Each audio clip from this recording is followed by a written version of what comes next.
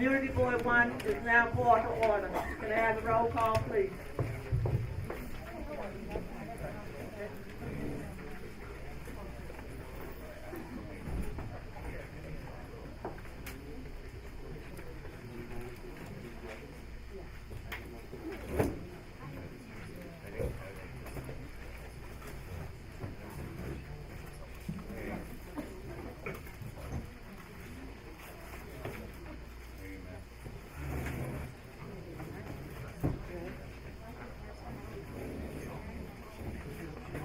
Gina Argento. Here.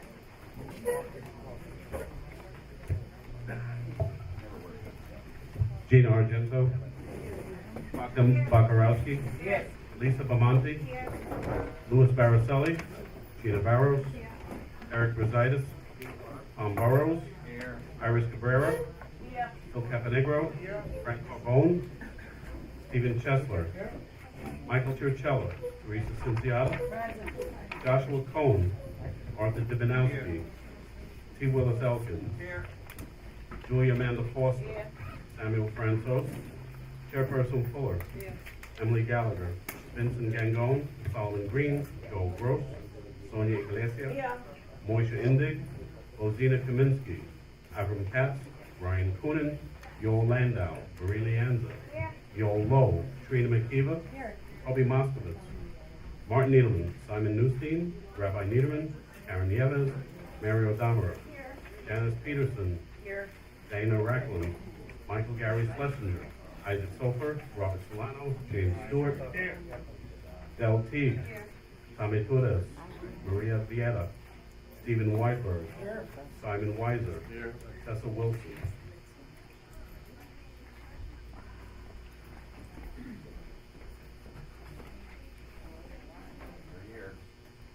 23 members answering the call. Thank you, Jerry. Can I have an approval of the agenda, please? Bill, Steve, all in favor? Aye. Against? Abstention? Motion carried. First item on the agenda is unenclosed sidewalk, 247 Metropolitan Avenue.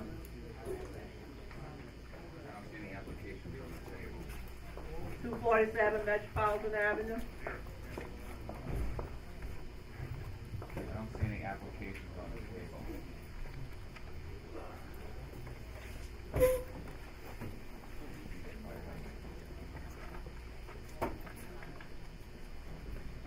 I don't see 50 copies of the application on the front table.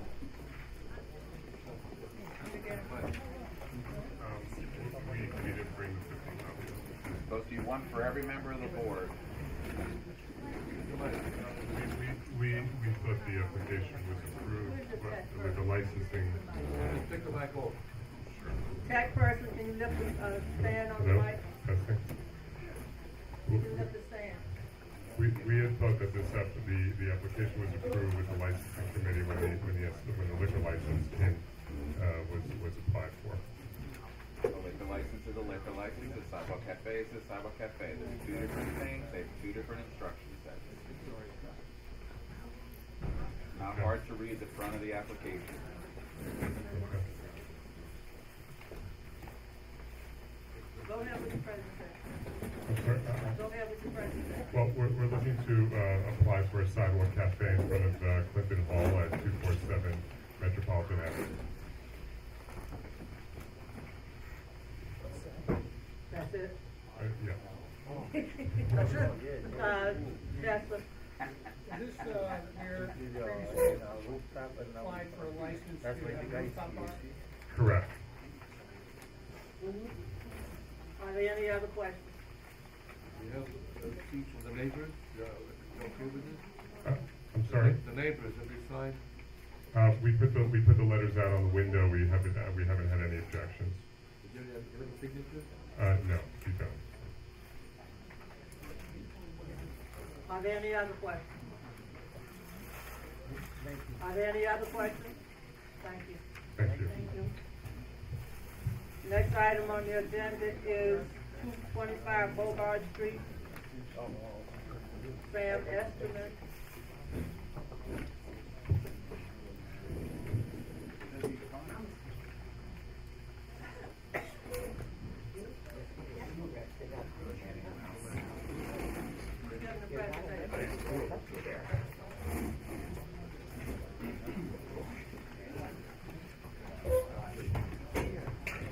everybody. I'm asking to put a unenclosed sidewalk cafe on the corner of Bogart and Barrett. There was one there in the previous restaurant that was very well liked. We hope to be another one. We're open from 11 a.m. to 2 a.m., though the sidewalk cafe will not be open that late, obviously. We cater to the neighborhood. The Boar's Head guys really like us. True. What do you mean by that? I mean, the guys who work in the neighborhood like to come by and have sandwiches. Nice neighborhood spot. Pretty much all I got. Well, whenever you write up an application, let us have one. I was told not to test them up, but I have them right here. I didn't tell you not to pass them out, I told you to begin your presentation. I can't. And if this is it, It's double-sided. I was told not to bring supporting documents till next week. alright. Anybody else need a copy? Needs one, needs one. Okay, this whole table. Just leave them at the table, let them give them out.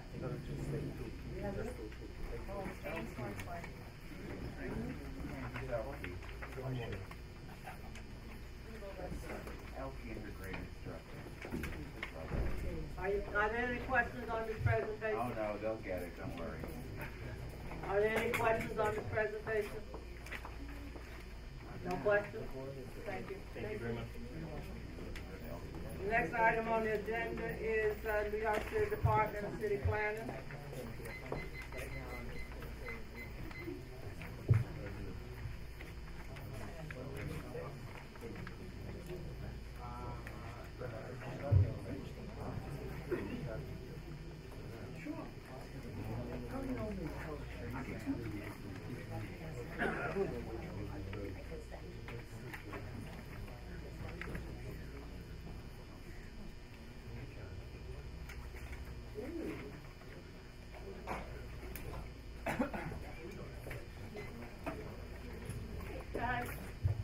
Good evening, everyone. My name is Carissa Wood. I work at the Department of City Planning in the Brooklyn Borough Office. And I'm here tonight to talk about the North Brooklyn Industry and Innovation Plan, which was released a little bit earlier, well, in November. And the full report can be found on our website, and I can give you that link after the presentation. And we want to say we're really excited to be here tonight. We've been working on this study for almost 3 years now in close coordination with businesses and other stakeholders in the area. And this is, some of the most innovative work we've done in the industrial area in the city since zoning was put in place in 1961. So just first a little citywide economic context. New York City has gained over 660,000 jobs since 2010, and all of this growth has been happening, as you can see in blue, in Manhattan, but also for the first time, we've seen a lot of this growth in all of the boroughs. And Brooklyn alone gained over 150,000 jobs since 2010. And so we've seen growth in all sectors, both industrial and non-industrial sectors. We also found that some of the fastest growing sectors are actually where we see a lot of opportunities for middle wage jobs, which we define as jobs that provide over $40,000 a year and may or may not require a college education as well.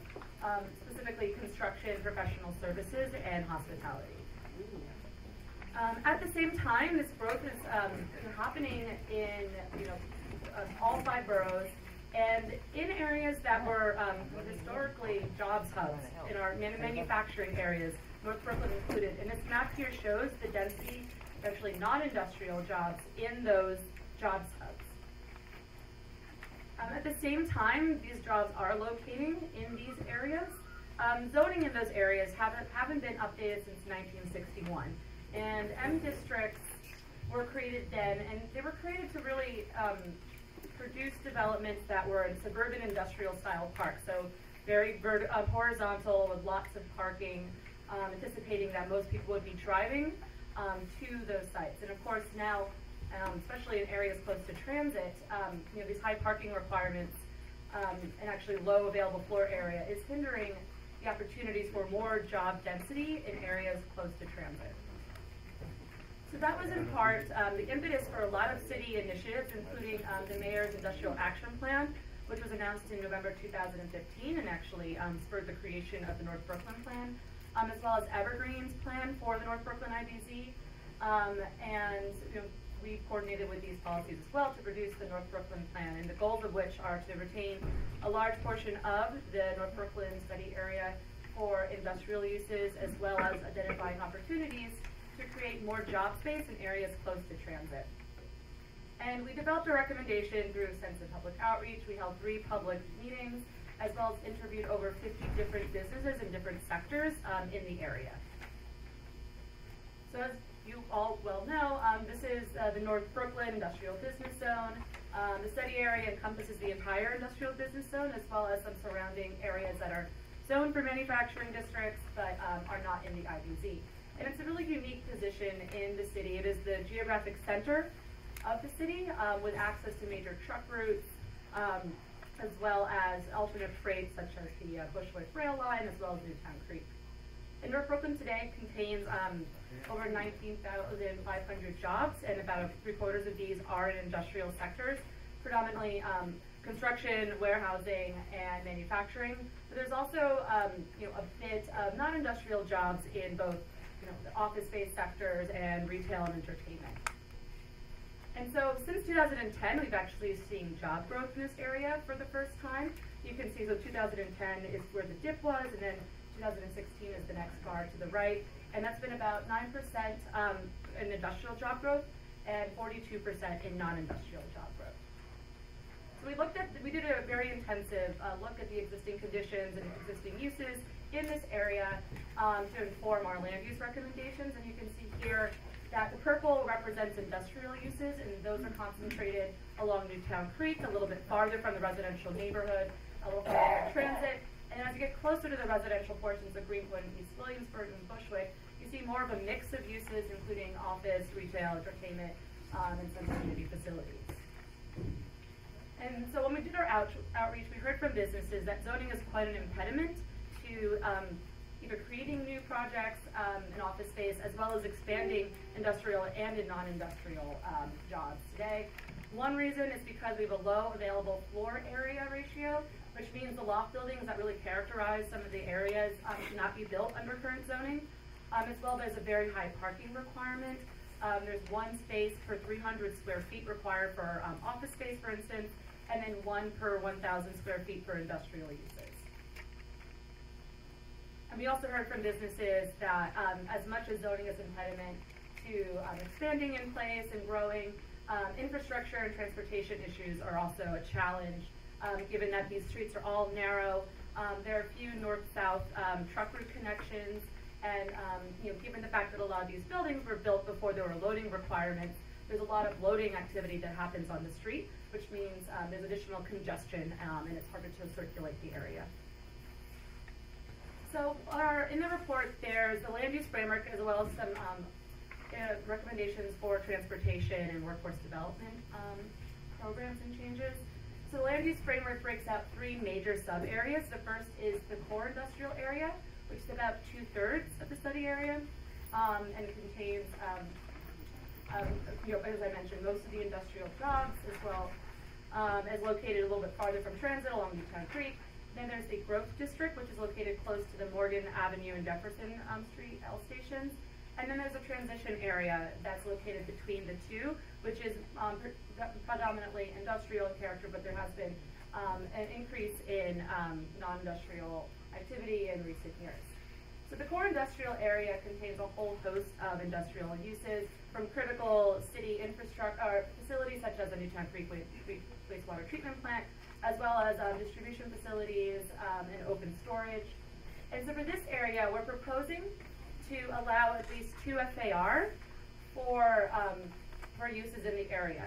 Some of the core allows 1 FAR today, some allows 2, but we want to make sure that the floor area is increased to at least 2 throughout the sub-area, as well as right-size parking and loading requirements, as well as establish limitations on non-industrial uses, so limiting large-scale entertainment, and then determining size limitations on retail, eating and drinking establishments, community facilities, and office. So really retaining this area for the industrial uses that are there today. And in the growth district, we see a more dynamic mix of uses. There are, kind of like creative office space locating in loft buildings, as well as some residential uses, some manufacturing, and legacy industrial users such as Forset. So in this area, we're recommending to create new zoning tools that would allow a range of floor area ratios from 3 to 5 FAR, where it's only allowed 1 to 2 today, as well as creating a new building envelope that would really encourage the development of buildings that look like loft buildings. And then also equalizing community facility floor area. What that means is that today there's actually a preference for community facility floor area. So we would bring that down so we would allow the same floor area for all non-residential uses in this area. And then at the same time looking at the parking and loading requirements to make sure they're not, that they're adjusted to reflect the fact that there's the subway right there. And then the transition area also hosts a mix of uses from small scale manufacturers, distribution, art space, and some office space. And in this area, we would also look to increase the floor area, but we would also be establishing a mechanism to incentivize the creation of new industrial space. So we would allow a certain FAR for commercial uses, and then above that, even more floor area for industrial uses. And this is to encourage the businesses that are there today to be able to expand, as well as opportunities for the mixing of uses should people be interested in creating those types of spaces. And just like with the growth district, we're looking at creating loft-like buildings, as well as right-sizing the parking and loading requirements. And then the report also contains some pilot ideas for transportation improvements in the area, including looking at ways to better coordinate on-street loading that happens today, looking at improved wayfinding for truck routes to make sure that it's clear where the truck routes are in the sub areas, as well as looking at more durable paving materials for roadway reconstruction.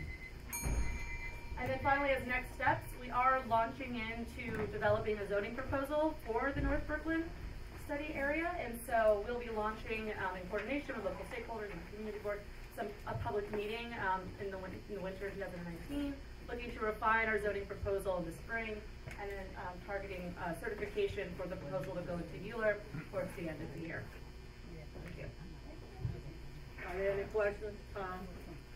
In your report, I read before, you want to get rid of the Grant Street Bridge and replace it. Is that a state bridge, a city bridge? Whose bridge is it? It would need federal funding for the bridge, and right now the DOT has actually issued an RFP for the design of the bridge. City And then DOT or state DOT? the city DOT issued the RFP. Because the governor likes building bridges. Chester? Yeah, with, the proposed increased FAR, which should potentially increase the number of employees in the area. You mentioned, just the narrow thoroughfares, where some of the proposals deal with making even a bad situation with, passage, with, the increased FAR and increased people in the area. Well, I'm just trying, if you're engaged with traffic in the existing situation, and potentially have an influx of more employees, are there ways of addressing, the stress and infrastructure from that? Well, surely, a transportation analysis will be done as part of this process. As well, the idea with the growth district in particular is to actually, create a jobs hub in a growing residential neighborhood, reducing commute times, and we would expect that there would be, a significant amount of new employees that will be walking to work, cycling to work, and also taking the subway. But to your point, there will be a transportation analysis done, and I know that DOT is also, doing their North Williamsburg transportation study. We will be coordinating with them. Are there any other questions? Eric? I have a couple questions on behalf of Karen Yevez. What is the vision for the growth area? I believe there was Steve addressed this a little bit, but will there be any measures taken to prevent displacement? In terms of business be doing, stakeholder outreach to businesses there today. I know there's been, a lot of discussion about especially the legacy industrial businesses that are there. We want to make, we've talked to them through the report, and we'll continue to be in communication with them going forward in this implementation of the plan, to make sure that any, zoning changes, are something that are to their benefit as well. How tall can new buildings be constructed in the core area, and how many stories is that? So we're still figuring that out. We want to make sure that the building envelope in the core in particular is very flexible to accommodate, a variety of sectors of industrial users. Industrial users have different space requirements than, office users, let's say, higher floor to ceiling heights, and we want to make sure that the zoning will be very flexible, so not to impinge on that type of new industrial development. Any idea when We are you'll have those? moving quickly as possible. Yeah. And last question, who's responsible for oversight of any incentives used?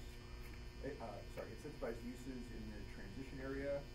Are they adequately staffed? And couldn't the incentives be made mandatory for anyone wishing to build in that area? So in terms of oversight, those are details we'll also be working out through implementation of the plan. And in terms of the requirements, we have found that under very specific conditions, you can mix industrial and commercial uses. And so we also want to make sure that we can see a host of development in this area, but we also expect that not to increase the commercial FAR above what's allowed today too much. And so really, to unlock the additional floor area, you would have to build industrial. So providing more flexibility for users that are there today and. Bob? In this area, who will be responsible for the infrastructure of the lighting, the street replacement, style? Because I'm not speaking from experience, there's a lot of nightlife there now, that it's great on the actual site of nightlife, but getting there just would be impossible for someone from the train to walk over, because on the nighttime there's no lighting, proper trees, no proper sidewalk. So just like the urban planning of that. Sure. I mean, we, as part of this, we'll be coordinating with DOT, but also too with sidewalks, that is the property owners as well, who are responsible for that. But we'll keep speaking about that. I'm just reading that page up there, which says limit new large footprint entertainment and establish size limitations on eating, drinking establishments. Who are we talking to about that? Like, what is a reasonable size for a large footprint entertainment establishment? 8,000 people or 500 people? And, who's gonna make up those parameters? Right, so we're working with our Housing Economic Infrastructure Planning Group, who does a lot of the citywide analysis, and to determine, what the average size of these facilities are, in order. In planning, isn't it what you want the average size to be, not what they are already, but like what the community would like them to see? Like, we might not wanna have 8,000 person entertainment facilities. Just because there's one there already doesn't mean we want more of them. So will you be consulting with us? Of course, this will be a public meeting in the winter, and we look forward to working closely with the community board as well. Are there any other questions? Yes. Just one follow-up. I don't think you said who is responsible for the oversight of the incentives. Is it an agency or is it DCD? I mean, DOB's in charge of enforcement, and we'll be coordinating with them to make sure that they're aware of any new tools that are being created here. So DOB with you together? I mean, DOB's enforces, and then we will work with them to go over the details of, what is being proposed here, so they're aware. In the zoning, is there anything about like hotels that can't be there? Or? So the city has proposed a special permit for new hotels in M1 districts, and that would apply to this area, and that is moving forward. I suggest that. Anyone wishing to speak, please raise your hand and I will acknowledge you. Yes, lady in the back. Okay, I just suggest that you don't put this through until that is passed because, once they put the footprint in, see you later, right? That will go ahead of this plan. Yeah. The gentleman in the back? Is this information available online to review? Yes, so we released the report on November 21st, I believe. So if you go to nyc.gov/North Brooklyn, you can find a 168-page report there, Thank you. as well as our contact information. Are there any other questions? Does it have an executive summary? Oh, yes, on the table here. It's on the table. If you were here when the meeting Are started. there any other questions? Are there any other questions? Thank you so much.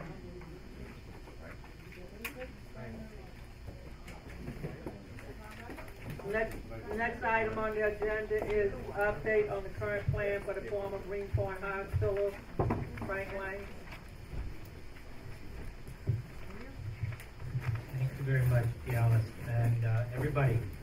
We've been up here quite a few times, but in the past we've been up here as part of REC and the community plan, and tonight I wanted to go through and share with the community board what was the proposal that was selected as part of the request for expressions of interest. Okay, I'm here with go to the next slide. I'm here with members of our overall development team, Max Zarin from Hudson Companies and Jody Rudin from Project Renewal. St. Nick's Alliance was selected as part of a team with other members to develop the entire Greenpoint Hospital campus as it was outlined. Hudson Companies is a more than 40-year-old housing developer, and they've developed thousands of units of affordable housing, over $1 billion in financing throughout New York City. They're partnering with us to develop the site, as is Project Renewal. Project Renewal is a 52-year-old not-for-profit that operates shelters and permanent supportive housing. In fact, they have a shelter here already in Community Board 1 on Barrett Street for men over 55 years old. And it's gone very well and seems to be very well received from the community over there. Our team, Hudson and St. Nick's Alliance, are the sponsors and co-developers of the entire development. And Project Renewal is a co-developer of the shelter component of the project. And they're also a very important part in the planning and operations of the entire development. For those who aren't familiar, after 40 years, of the site is over on the eastern part of the community board.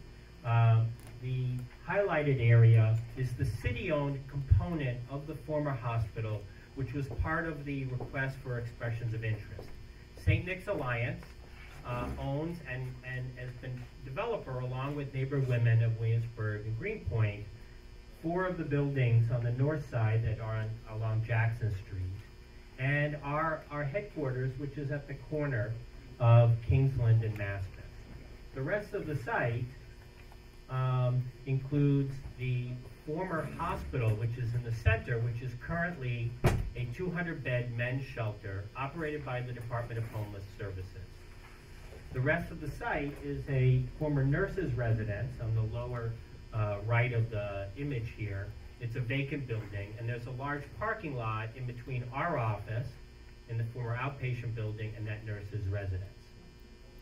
So the proposal will develop, it will preserve the nurse's residence and convert that building with an addition into a new shelter facility.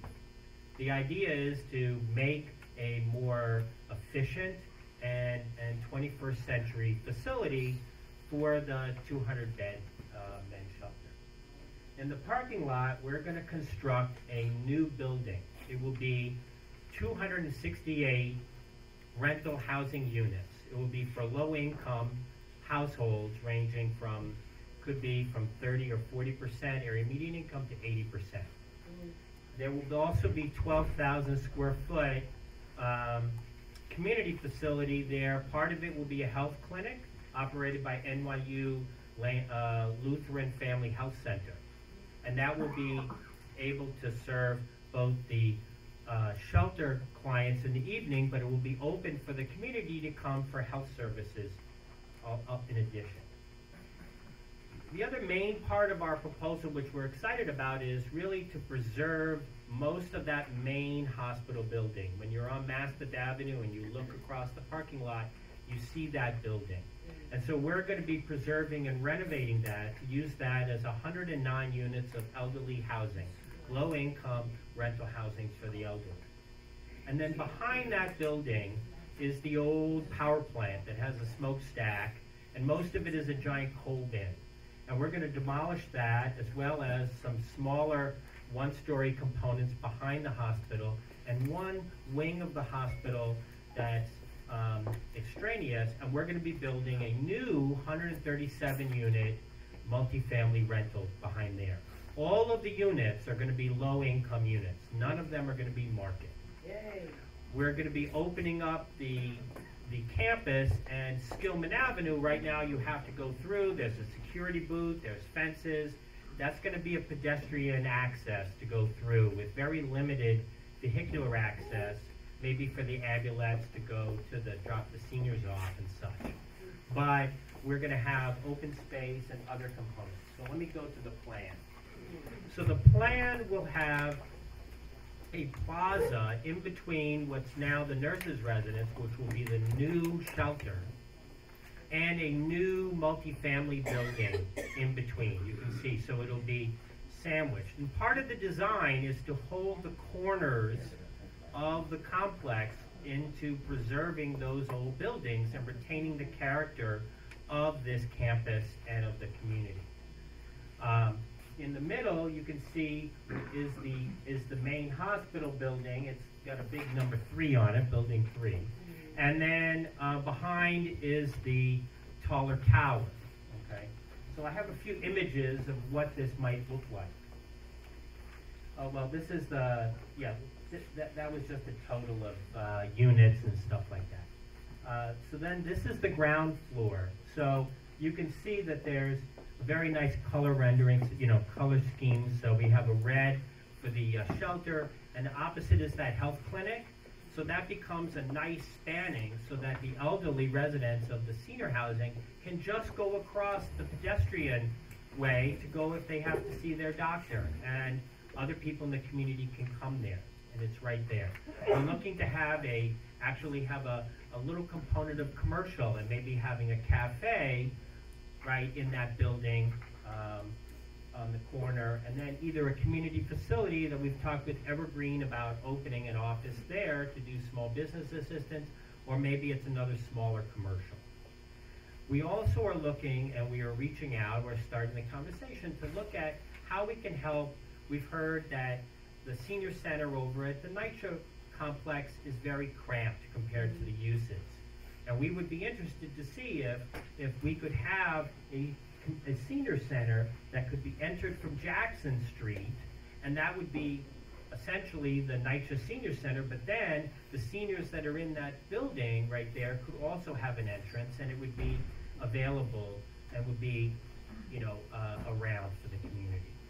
We would have some open spaces, you can see more plantings and recreational lawn. The buildings, the 4 buildings that I mentioned on Jackson Street, right now they're separated by a fence. And this way, it really integrates them together into what goes on. And there can be a lot more, not just interaction visually, but you can have spaces and it can seem more like a community. So these are some of the images right now that we're looking at. This would be an image along Maspeth Avenue looking at the new building, the tall new building that's in the parking lot. And on your right side on the image is the shelter building, and that's sort of the passageway, the alley that goes between what's now Skillman, the pedestrian, to Maspeth. Okay, so we're in Cooper Park looking at it right now. Okay, and that's the health clinic right there in the corner, and you can glimpse the hospital through that alley. The next image would be on Jackson Street, and so Jackson Street has the existing three-story buildings that are the neighborhood women houses that were developed. And so our taller building will have a component that will try and be to scale with those buildings, and then there will be a setback, and then the taller tower will go up behind. And that will allow for some distance, but also some contextuality. The reality is Jackson Street is actually quite big right there. I mean, the community has looked at different things in terms of diagonal parking and others. It's almost that big. And so it's not quite a technical wide street, but it's wider than your typical narrow street, that part of Jackson. And so there's a different dynamic there, and that allows this kind of a scale. This is an image from Debevoise looking at Skillman Avenue facing west. So this is a renovated nurses' residence that would be the new Barbara Kleiman residence with shelter. Okay, and there would be an addition that would allow for more space for the shelter, and that would be the view as you look down. The hospital you can see obliquely on your right, and the new building on the left. And this is an image of that courtyard where the old buildings from the neighborhood woman houses would come, and we would have this kind of almost like a cloister kind of effect there in that component. And then the last image, and I'll leave for questions, we'll leave this up, is an image of also along Skillman, but this time from Kingsland. Imagine you're at the current security booth that's there, and now you're looking toward Cooper Park houses in the distance, and on your left is the current hospital, and you can see why we want to retain that. It has some really nice features, decorative entrance and everything else, and then you have the new building going up on Maspeth, in between Maspeth and Skillman, that can have a play area and such in the outdoor for those residents. So I'm happy to take any questions.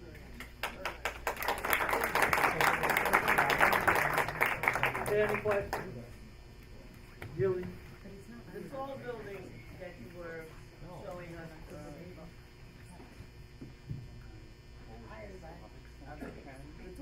tall building that you were giving us a picture of, how many stories is that building? Is it taller than the development of Cooper Park? Is it So more than 7? Cooper Park is about 8 stories. That building No, will we're be, 7.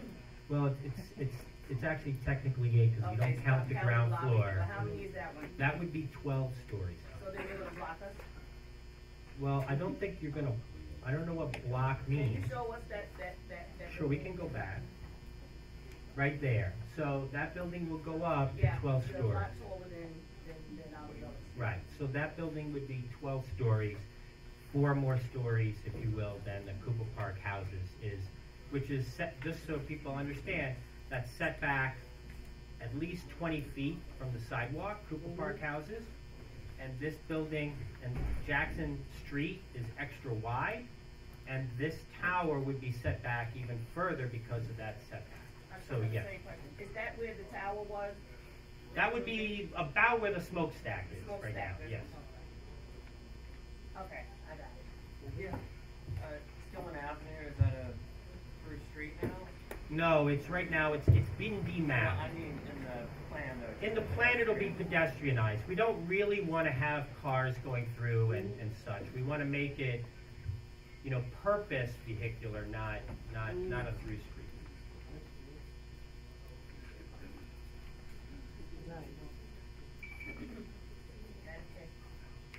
Yes. Yeah, the tower, so that across the street from Cooper, right? So the image there is across the street from Cooper Park houses on Jackson, and the other building is across from Cooper Park on Maspeth. All right, is there a potential shadow issue with the park? I don't, against Cooper Park or Cooper Park houses? Cooper Park. So Cooper Park, probably not. If it is, it's modest because the building is to the north of the park. And so maybe at the end of the day, when the sun is in the west and such like that, there will be some. But Maspeth Avenue, the buildings are to the north of Cooper Park itself. Yes, yes. Just out of curiosity, because as far as I know, we're not aware. We're currently redesigning the lighting in Cooper Park, so when you mention that, I'm just a little curious. Do you know what sort of lighting will be facing the park from the building, if at all? Any? Well, I mean, there will be a lot of lighting. You know, one of the concerns that we've heard repeatedly from the community is the issue of safety. And so we feel like the design in itself is gonna make it safer, because already we're gonna replace 5-foot high weeds with, you know, a building and openness. So I'm not sure how much of the building lighting is gonna be directed to the park itself, but we're, you know, so let me give you a sense of where we're at. We only got designated this autumn, and so we are starting, the staff from HPD and DHS are here. We're only starting the process now of site investigation and really refining the design and taking into account a lot of these other, you know, issues and thoughts. This is an incredibly complex site in terms of transportation and egress, and I wait till we have to see what's in that parking lot. I don't know until I dig there, right? What kind of canning, you know, factory used to be there or something? We don't know. But you know, there's gonna be things that we're gonna find, and then we're gonna see. And I think, you know, we're here and we listen, and we're, you know, saying Nick's part of the community to try and make sure we understand what's happening, because all of those things are gonna impact, and we can be a real benefit and relate. Tom? I'm just wondering, who's redesigning lighting at Cooper Park? No, The person here just announced we're redesigning lighting at Cooper Park. I have no idea who's redesigning lighting. I work for the Parks Department. The Parks Department is redesigning the lighting at Cooper Park? As part of the revamp of the park house at Cooper Oh, Park. you mean In the the park? park, not in public housing. That's why it's confused. That's why I like to say Cooper Houses and Yeah, Cooper that's- Park, that's- 'cause Yeah. Who owns this property? right now, the city of New York owns the property. And so, as part of the plan, they would sell it to the development team with all kinds of restrictions to make sure it stays affordable and meets all kinds of public purpose. Nice. Are there any other questions?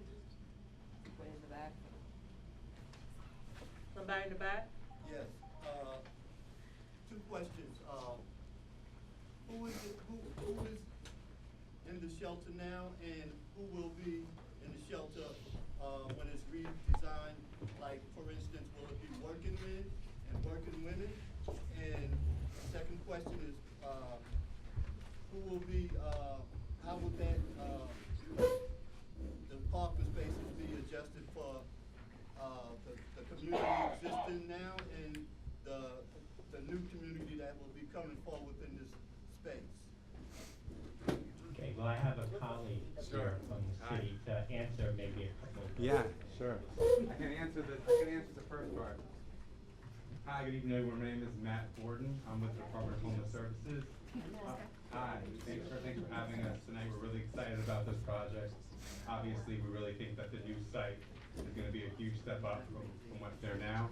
To answer your question, the new site's gonna be a mixture of, it's gonna be as it is now. Population will also remain 200 beds. 100 of those beds are gonna be set aside for those folks who are employed or employable. Obviously, those are individuals who are working and can't afford the rent, and so they're homeless. And then another 100 of those beds will be mental health beds. And we have Project Renewal on site, who's here with Jody Rudin, who's here from Project Renewal tonight. They'll be the nonprofit provider that's gonna be operating the site. Right now, it's a city-run site. This will be a site run by Project Renewal. They're terrific. They have done a lot of work with us. And we think that it's gonna be a really well-run site and a real benefit. And there was a question about the apartments, which I can't answer. I don't know. Can you? I think the question was, how much parking is gonna be there and how are we gonna accommodate everything? Well, that's something that we're in conversation now with the Department of City Plan, to figure out. The request for expressions of interest did not require that we provide any particular amount of parking. So there right now is a very modest amount of parking on the surface. And that's something that I think that we want to talk with them about, and we have to see what we can accommodate there and what that need is. That's a problem. Madam Chair, the Public Safety and Human Services Committee has discussed homeless issues in this community board for quite some time. And we used to have a borough liaison Yes. person who's no longer working for the Yes. Department of Homeless Services. Yes. And we hear these organizations and names and whatever, but they only ever seem to show up at these meetings. So we now have regularly scheduled Human Service Committee meetings, so perhaps Project Renewal, Yeah. Breaking Ground, somebody named, I forget the other guy's name, there's like all these names that get thrown around. Shane Cox, Matt Borden, whoever all these people That's can me. come The to our, last one's me. can come to our next meeting and tell us what's going on, so we don't sit around Sure. talking to We're ourselves like not knowing what the hell's happening. Happy to come to the next meeting. You go, boy. Thank you. Tom, you will be in touch with him when the meeting date. Well, Aaron Drinkwater is supposed to let us know how to reach out to all of them, so. Well, Matt is here, so he Yeah, said he's we can do it, and I can speak to Aaron tomorrow and we can circle back. Okay. Sure. Jan? Well, just as Chair and Greg, it is important that people, this is an important time of the process. This is why people do want to hear.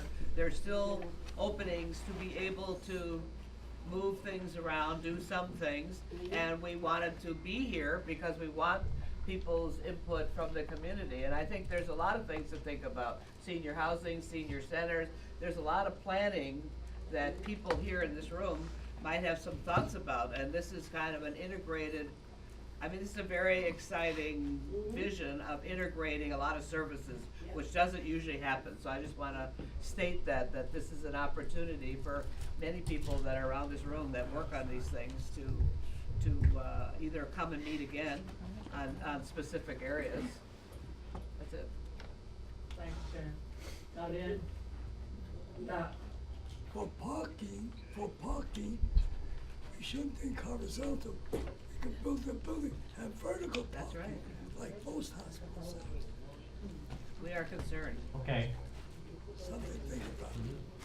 are there any other questions? It's your fault. I I know you're gonna come to the safety, committee meeting, thank you for the hospital and so forth. At the present moment, the shelter, is it still for working people? No, right now it's a general population shelter. So this is actually gonna be a change of use. We're trying to, as we go forward, whenever we can, try to focus on specialized population. So, when you,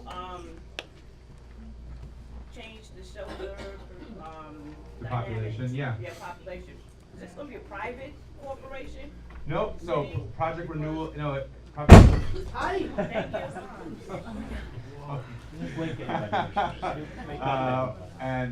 Project Renewal is they're a nonprofit provider, and we have Joy Gruden right here, representing. Is she running that right now? Mm-hmm. No. Oh, no, not the site right now is run by the city. Oh. And it's gonna be then operated, thank you, it's gonna be operated when the new site open, Project Renewal will be Matt runs it operated. now. I just wanted to introduce myself really quickly. My name is Jody Rudin. I'm the Chief Operating Officer at Project Renewal. We're really excited and gratified to be part of this project. We're looking forward to running the shelter that's currently run by the city's Department of Homeless Services. As Frank mentioned in the intro, we do have another shelter within Community Board 1's confines at 249 Barrett Street. And we have incredible expertise doing this. We think we do it well, but having an ongoing dialogue with all of you is critical to being successful. Happy to take you up on the offer to come to the, I think you said, Public Safety Committee meeting.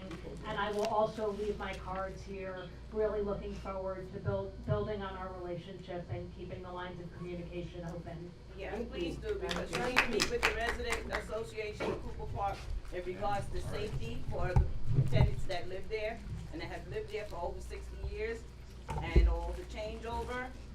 I don't know, I've been living there too long and change for me.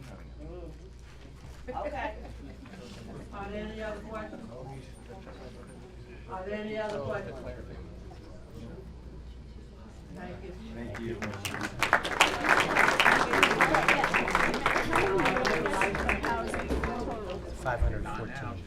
Without the shelter. Without that. And then plus the shelter. So that's like 7,000. Well, I don't know. They're gonna build about a the school? beds. Are they gonna build a school? They're gonna put families in there. They're gonna do an analysis to see the impact. So how many what they need a school? Calling up the speakers that would like to speak about, liquor license system for your name.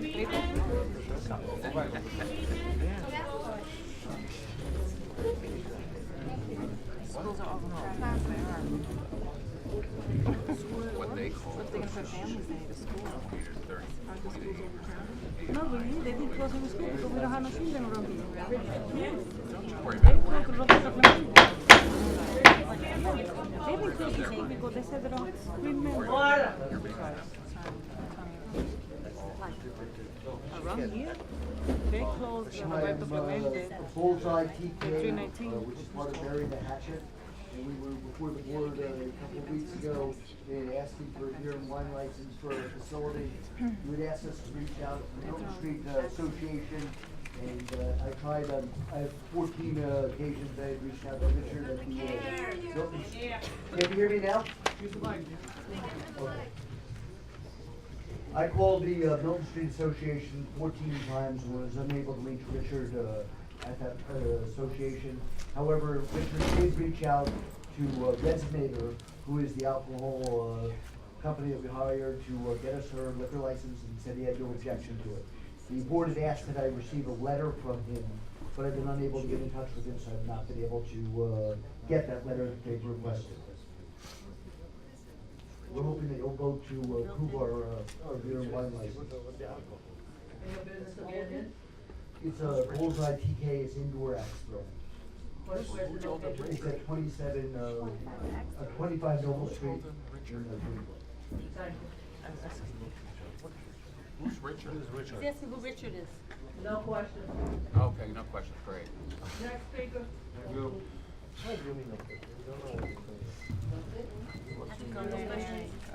I'm the general manager of Bullseye, Bury the Hatchet in Brooklyn. We are open for business right now. I just wanted to hopefully kind of move forward with getting that liquor license. I want to ensure the community that I'm a new mom and also an ex-teacher. So teaching people how to throw axes is different than teaching children, but it is as difficult.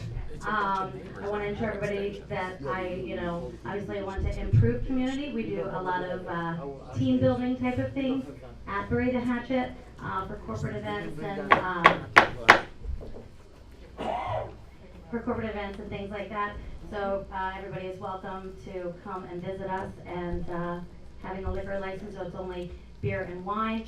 I am the general manager and I am tips trained. I don't know if anybody is aware of what that is.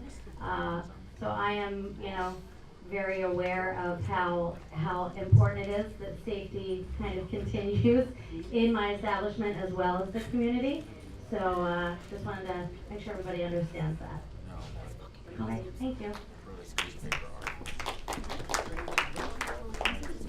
Alex Olachowski. Jessica Tilia. Bill Dacfrios.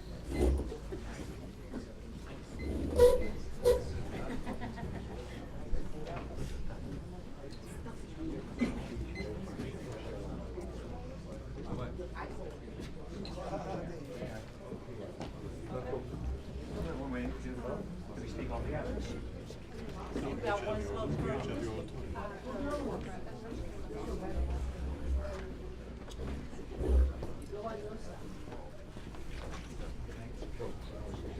Good evening, everyone. My name is Alex Ochikowski. I live on 6 Hope Street, and I am here to speak about the planned restaurant bar that's opening up on 10 Hope Street, which is right next to where I live, as well as the folks behind me. Anyway. Okay, thank you. You're going to hear two arguments tonight, and And I think it'll be relatively difficult to make a decision because it's going to be, in the end, about one side said this, another side said that. Rather than base your decision about what you're hearing, I would ask that everyone, or the folks that are going to be making the decision, to base your decision about what's been planned, what's actually been planned, as well as what the block has experienced with the bar in the past. For the past, going on at least more than a decade, there have been numerous bars there on 10 Hope Street. And they've generated a lot of noise, a lot of complaints to 311, the police department coming. And to attest to that, there's 85 people that have signed their names to a piece of paper that say they don't want this bar. Why? Because they've experienced it in the past. These people predominantly live on Hope Street. If they don't live on Hope Street, they live on surrounding area where they're impacted. Or they're on a residential block that doesn't have a bar, and they can empathize with that. On either end of this block, there are 2 restaurants. Those 2 restaurants do relatively well because they're relatively quiet. They operate like a restaurant. But what's been in the past, in the middle of Hope Street, at 10 Hope Street, is the conventional bar where, hey, young kids come, they drink, and they have fun, which we can all attest to. We've all done it. But there has to be balance. Was that my time? So I'm asking you to decide on not necessarily what's said, but what's actually planned. You'll hear a lot about that. Thank you.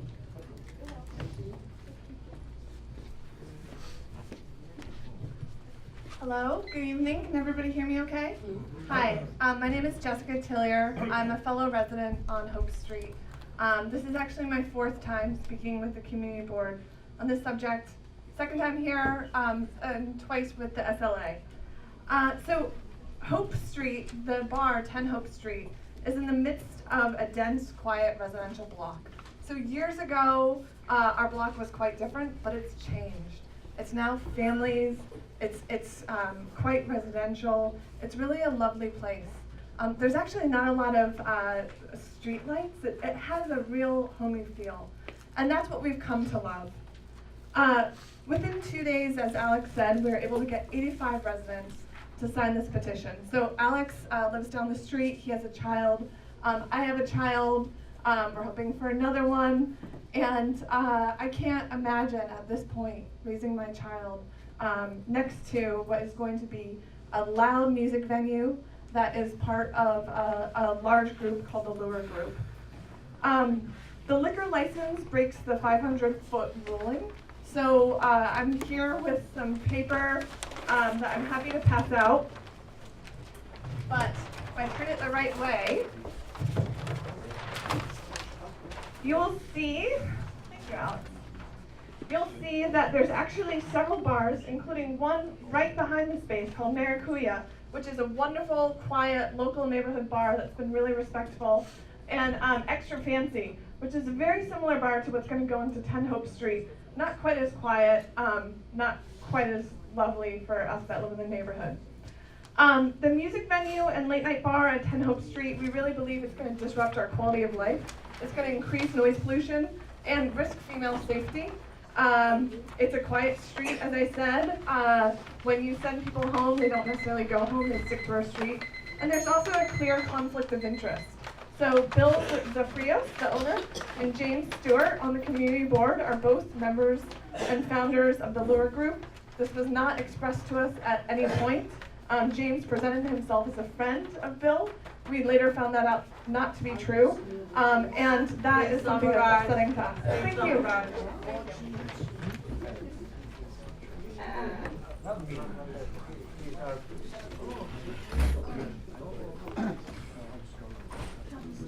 Hi, I'm just a resident of Hope Street as well, and I've lived in the neighborhood for about 16 years.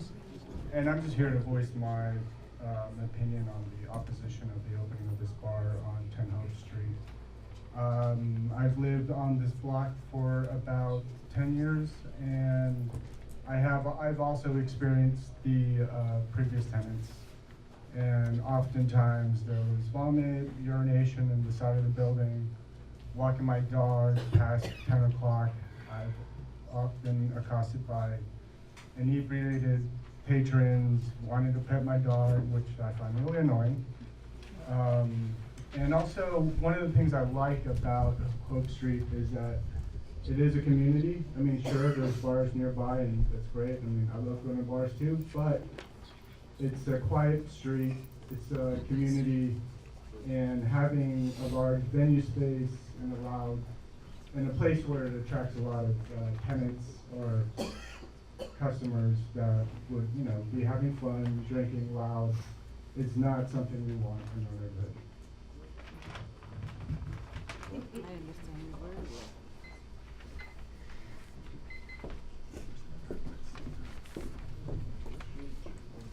well. Hi, I'm Bill Zafiris. I'm the one that wants to open up the restaurant at 10 Hope Street. So, thanks for having me. I have a lot of experience with indoor-outdoor restaurants.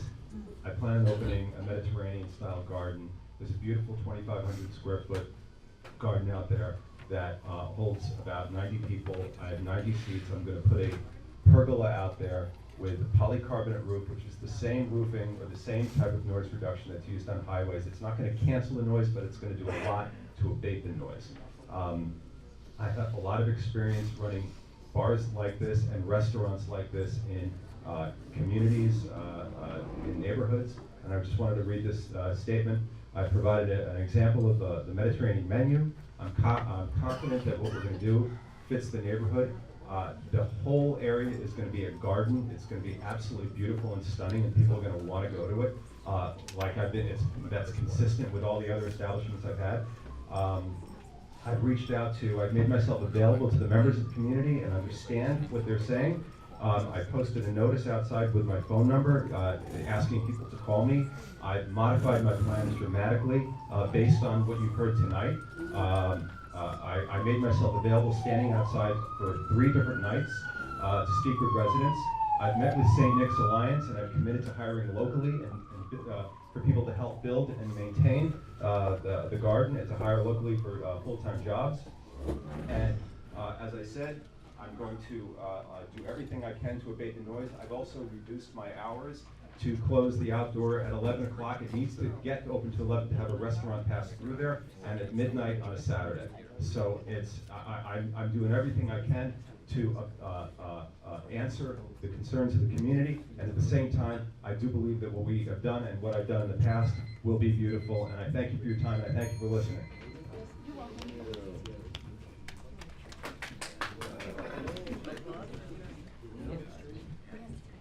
Yeah, hi, my name is Jonathan Cohen.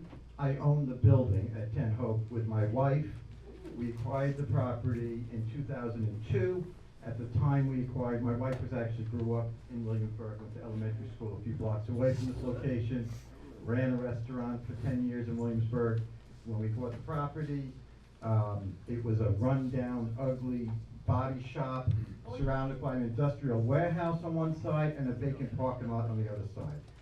We were welcomed enthusiastically by the neighborhood. We spent a lot of money to build a beautiful, high-quality restaurant and bar. We ran many community events. My wife and I, when I ran the place for 2 years, we had art shows, we had the Board of Education, we had PTA meetings. I see people in this room who came to many wonderful events. After a couple of years, we rented the space to another restaurant owner. Twice, we had liquor license, full licenses approved by this community board to run until 4 a.m. indoor and outdoor. Now, times have changed a little bit, and we're now looking to rent the space to another restaurant owner who we think knows how to run a wonderful place. I've had offers from lots of different folks, and these folks who are trying to run a nice business there have agreed to cut the hours back substantially. The outdoor hours to 11 and 12. Again, for a space that my wife and I built, we spent a lot of money. It was approved by the board, it's approved by the building department, the SLA, to be a restaurant and a bar. And I think it's unfair at this point for a few neighbors who moved into a building next door to a bar and restaurant to say they'd like to not be next to a bar and restaurant. You know, they came, they made that choice, and I understand why they wouldn't want to have a bar next door to them, but I don't think it's fair to say I can't run that business and no tenant can run that business because they just want to have a place that's not next to that.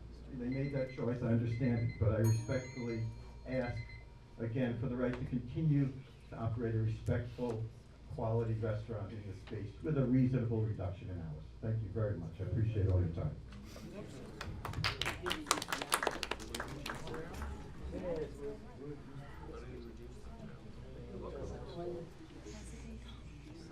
Thank you. Can we have a moment of silence, please? That concludes our public hearing session. Can we have a moment of silence, please?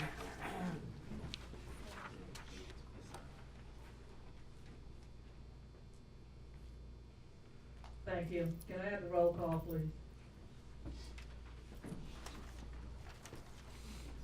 Gina Argento. Here. Father Bakarowski. Here. Lisa Bamonte. Here. Louis Baracelli. Gina Barrows. Here. Eric Rosaitis. Here. Tom Burrows. Here. Iris Cabrera. Here. Phil Caponegro. Here. Frank Carbone. Here. Stephen Chesler. Here. Michael Chiricello. Teresa Cinciata. Present. Joshua Cohen. Arthur Dibidowski. Here. T. Willis Elkins. Here. Julia Amanda Foster. Samuel Fransos. Chairperson Fuller. Emily Gallagher. Vincent Gangone. Solomon Green. Joel Gross. Sonia Iglesias. Moisha Indig. Bozina Kaminsky. Present. Avram Katz. Ryan Coonan. Here. Yoel Landau. Marie Leanza. Here. Yoel Lowe. Trina McKeever. Here. Toby Moscovitz. Here. Martin Needleman. Simon Newstein. Rabbi Niederman. Here. Karen Nieves. Mario Dahmer. Here. Janice Peterson. Here. Dana Racklin. Michael Schlesinger. Isaac Sofer. Robert Solano. Here. James Stewart. Here. Del Teague. Here. Tommy Torres. Here. Maria Vieta. Present. Stephen Weiberg. Here. Simon Weiser. Tessa Wilson.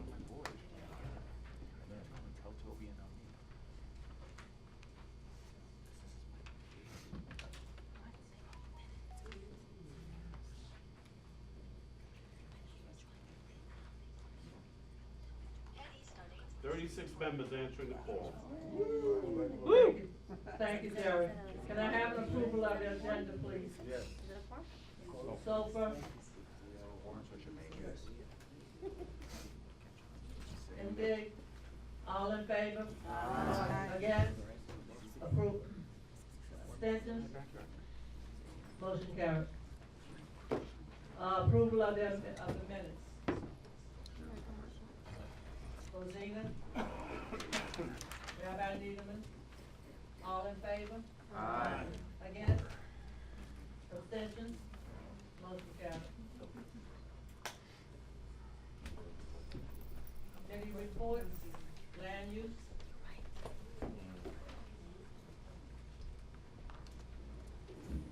Good evening.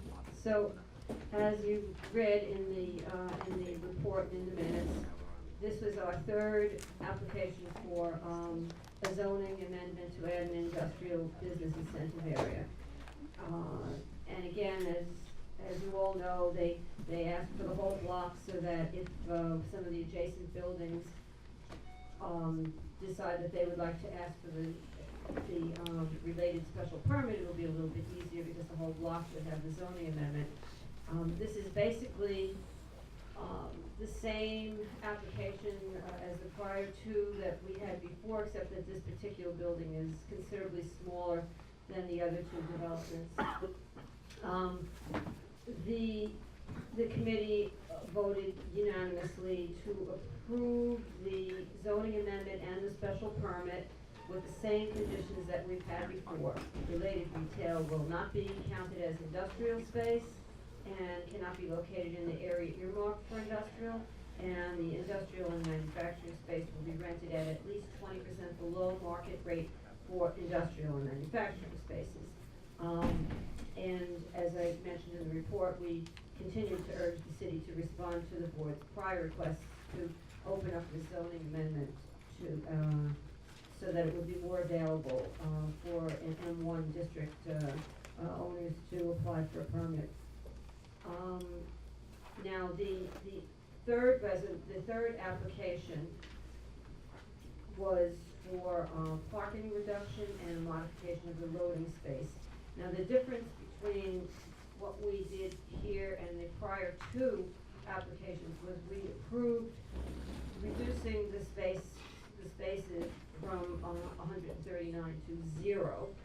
And there was a fair amount of discussion about it, but again, this is a fairly small development, and they promised that they would show us evidence or proof that there would be plenty of available parking in the William Vale, and then there's another development coming up that would probably have. But we asked for a letter from William Vale to say that they do have ample parking that would cover the needs for this building.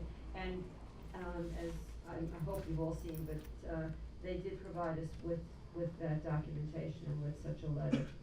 So I don't know if we can vote on all three, but I guess really it doesn't make sense not to vote on all three because it's all one application.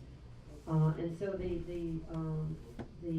committee voted unanimously in favor of the development. Rob, second. Motion to approve. Trina, all in favor? Aye. Against? Abstentions? Motion carried. Good job, Joe. Okay, thanks. And one more thing, just to let you know that we, council member Reynoso gave testimony with respect to the city council's charter revision commission, and Ashley Freeman from his office came to the committee to read the council member's testimony, and we've attached that to the report, to the committee report. And so, as you'll see in the testimony, the councilman has emphasized giving communities the power to participate in whatever the city decides to do, and in any of the charter revisions, and also just the development of the community from here on. And so the committee thanked him for including us, for promising to keep us included, for having a commitment to keep the community members involved. We also asked him to focus on the disparity between the real affordability needs of our district and the residents in our district, and the affordability guidelines that are now used by HPD.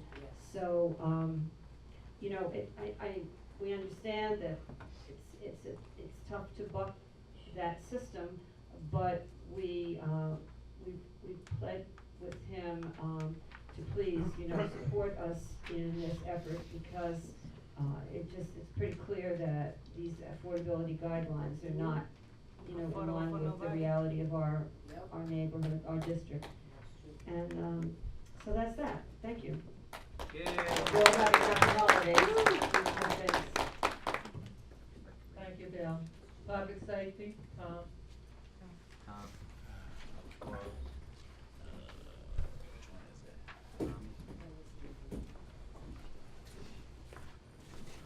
All right. Public Safety and Human Services, we finally got to have a meeting, which is a little difficult. And we now have scheduled 4 meetings for the year. Hopefully those dates will work, but those of you who are interested, they are January 30th, March 27th, May 29th, and September 25th. And if things come up in between, we'll gladly schedule another meeting. The first issue we discussed was the issue of homelessness with Community Board 1, and as I threw out there, the person we used to work with no longer works with the departments of HRA or Homeless Services, so hopefully Matt and Shane and all these other people will come to our next meeting and we can get a handle on it.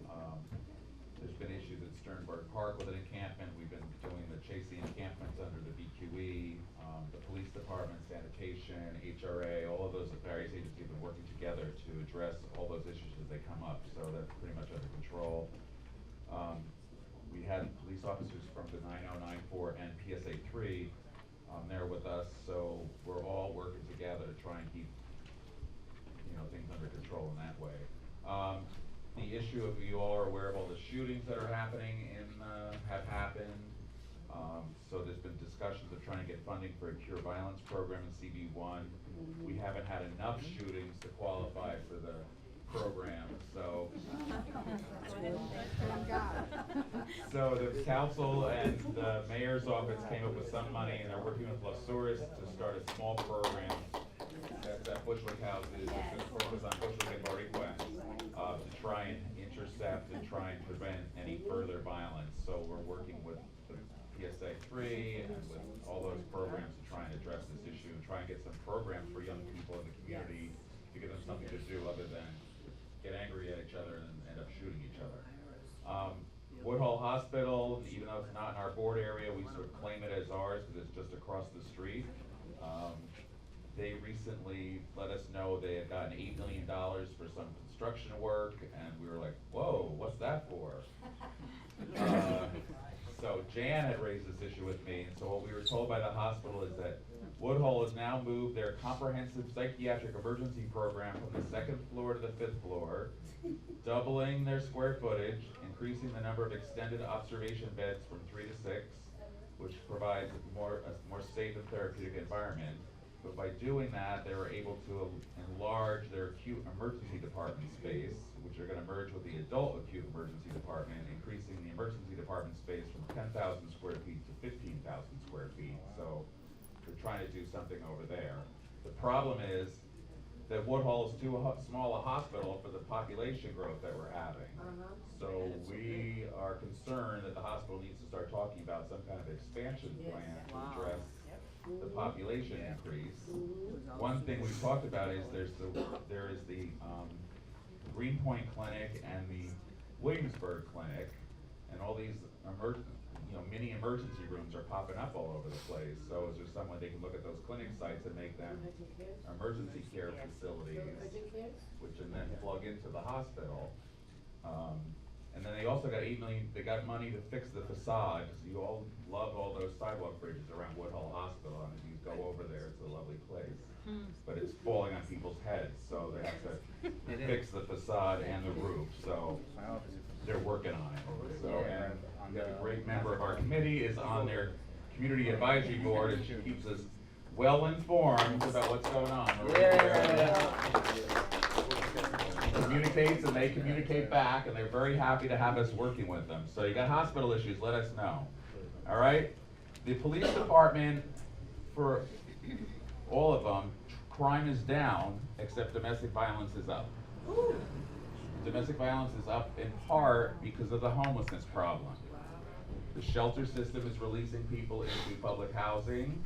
If you had lived in public housing with your family and HSA looks for where you last lived, you're like, go back and live with your mother, sleep on her couch. And then if you're in a relationship that's not working out, nobody can afford to move out to their own apartment, so they're sticking it out together and then start beating the crap out of each other. So the homelessness crisis is leading to domestic violence increase, and that's where crime is a problem. Of course, right now around the holidays, don't leave any packages out, don't leave things in your cars, don't leave your purse on the counter at the bar. There's a lot of just picking up stuff. One thing we got into a hot discussion about is City Bike and people not properly docking them. And then your average teenager saying, hey, look, there's a bike I can ride, and ride off on them. And when they get arrested, they're charged with a felony larceny because City Bike valuates those bicycles at $1,200 a piece. And felony larceny is $1,000 or more. So it's sort of like a nuisance. Here's this thing, take this bike, kid, and whatever. So we had some discussion with the police department about that. We're also looking to try to meet with the Transit Patrol District Police. Because of the L train closing, we're going to need more school crossing guards, traffic agents, and we don't know what they're planning to do with all that stuff. We're all talking about what the train's doing, but on the surface it's going to get a little crazy. So at our next meeting, we hope to focus on that. And we're trying to focus on getting more crossing guards. Yes. That's Julia's favorite issue, so we're working on crossing guards. So anybody has crossing guards issues, let us know, because we're trying to work with the police department on getting more crossing guards. All right? That's what's up with us. Okay, that's all right. Can we comment? Absolutely. Excuse me. Oh, question. Well, it's just a statement that the Women's Issues Committee is working on Woodhull regarding OBGYN and women's health. And we can talk about some of the crossovers between your committee and our committee. We're meeting on the 9th, but we've had the first 3 Hasidic babies born at Woodhull Hospital, which was one of the goals, is to get Woodhull Hospital reused in the community, and that we're hearing so many good things that they are doing. So we want to make sure that people are aware of what those are. So we should just talk your committee and our committee. And the traffic agent crossing guard thing, we wanted to do a combination with the transportation committee. Yes. We all sort of overlap each other on these kinds of Isn't that things. nice? We're planning. And if any of you have police issues that you want to get addressed, the 9-4 precinct has their police community council the first Wednesday of every month at 7 o'clock at the Polish and Slavic Center. And the 9-0 precinct is the second Wednesday of every month at 30 Milton Street. You can go there, you can raise your hand, the captain of the inspector will point to some police officer in the room and say, talk to this lady and take care of it. Talk to this man and take care of it. So you get like direct service right away. Because the boss is telling them to take care of it, they pretty much do it. PSA 3, which is the housing, they meet the first Wednesday of the month at various places, but you can go to the website and PSA 3. yeah. The precinct. They meet the precinct? Okay. And then there's the thing called Build the Block, which is their neighborhood something or other office, NCOs, NCO. which are assigned to districts within precincts. And if you get to know your NCOs, you can get their cell phone number and their email address and harass them on a regular basis. So there's lots of access to the police department.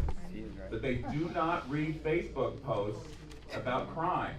It's 911 or 311, not Facebook. All right? So when you say, I put it on Facebook, why didn't the police come? That doesn't work. It's 911 or 311, all right? Do they come to your committee? Just a question. Yes. Please. Oh, yeah. So they do go to your Oh, committee? Yes. All the time.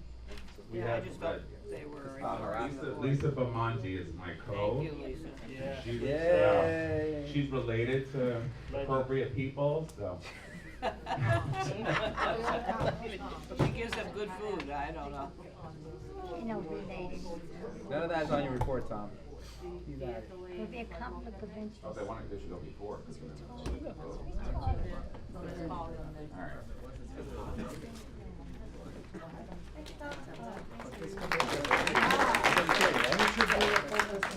No, she wants speakers first. Simon Robinson, Paul Longo, Dana Novella, Heather Kirk, Richard DeVito. She wanted speakers first. No, but she wanted the speakers first. Before you make decisions, that doesn't happen. Yeah. And that's about the guy smokes outside. He smokes outside. What's that? That's fine with the guy smokes.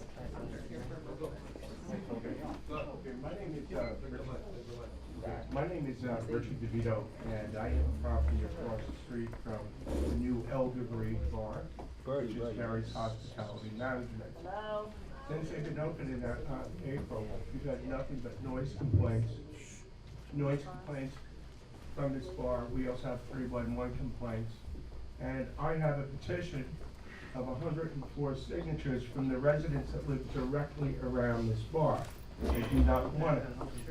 Okay, they want a sidewalk, enclosed sidewalk cafe permit.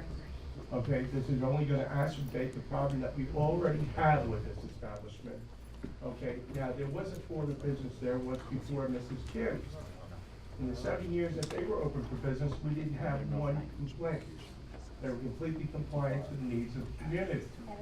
We also on our block have 4 other bars. Well, we have 4 bars including the Elder Green. And we really don't have a complaint with those other 3 bars, maybe except for one of them, which I think I just talked to local management, and they assured us that we will not have another problem with them again. That would take them off the list. But with this bar, we've tried to petition the owner. And when they initially opened up, I was embracing him coming into the neighborhood.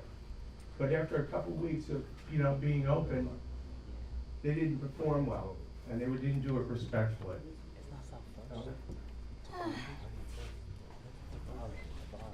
Good evening. My name is Donna Norvilla. I live 3 doors down from Richard at 98 Kent Street. My husband and I own the building, and we are landlords, we're parents, and we're longtime members of the community. So starting last summer, we started to have noise problems that woke me up because I sleep at the front of the building on Kent Street, and we're sort of catty corner to the bar. And even in the summer with the windows closed, our windows closed and our air conditioner going, and their windows closed and their air conditioner going, we could hear the music. And it, even though I take melatonin at night, it woke me up. And I did what most of the people on our street have been doing, which is to say that I'm going to let Richard deal with it. And then I found out that they're asking for a permit for an outdoor cafe, and the answer was, no, we don't want them to have an outdoor cafe because the noise continued throughout the summer. And as late as 10 days ago, when we were sitting again in the front of our building, because we only live on the bottom 2 floors, because like a lot of people in our neighborhood, we have tenants, and we rent 2 apartments out. We had our living room in the front, bottom floor, and we were watching TV. And one of the members of my family is completely deaf in one ear, and so we have the TV on really loud. And there was a boom, boom, I'm being timed, aren't I? Really loud booming, and it was them again, and I called 311, and I made a complaint. We don't want the cafe, and my tenants don't want the cafe. Unfortunately, they can't make it because they have 2 5-year-olds. Thank you.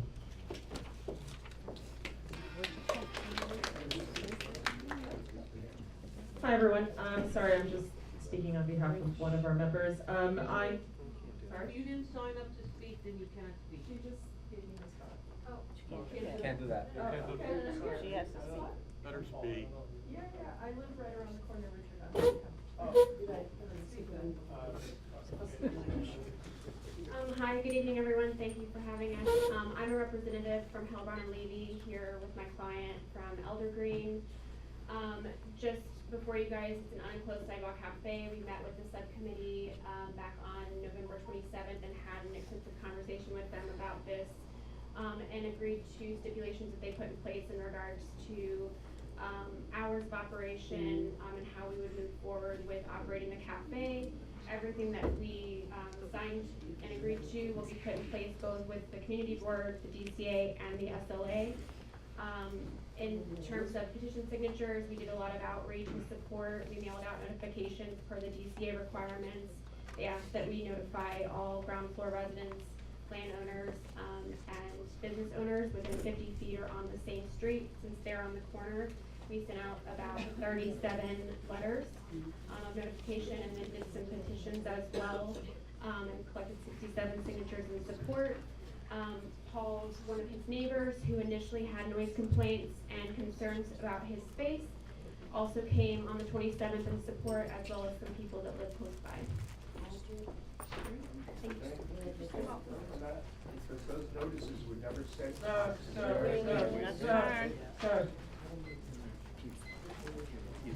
Good evening, my name is Paul Longo.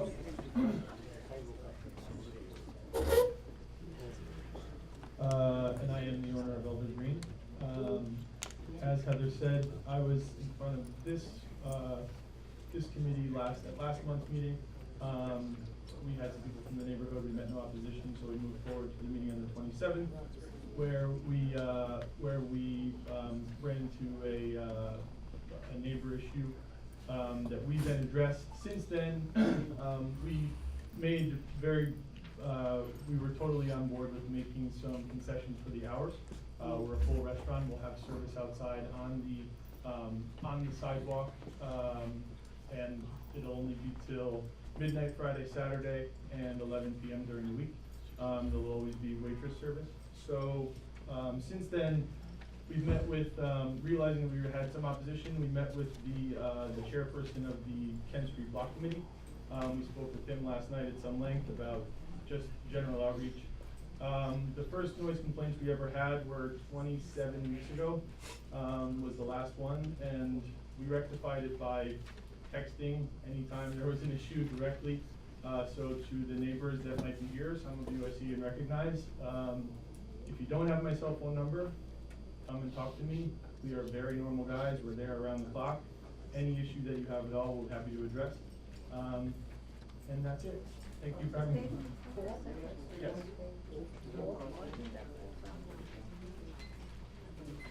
Thank you.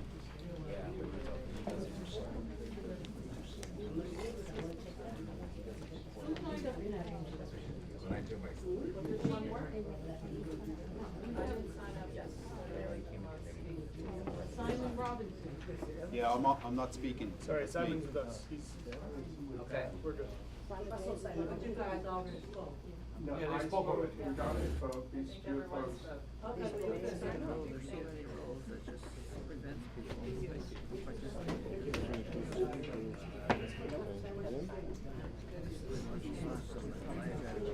John Moskowitz, did you want to speak? John Moskowitz, you presented earlier.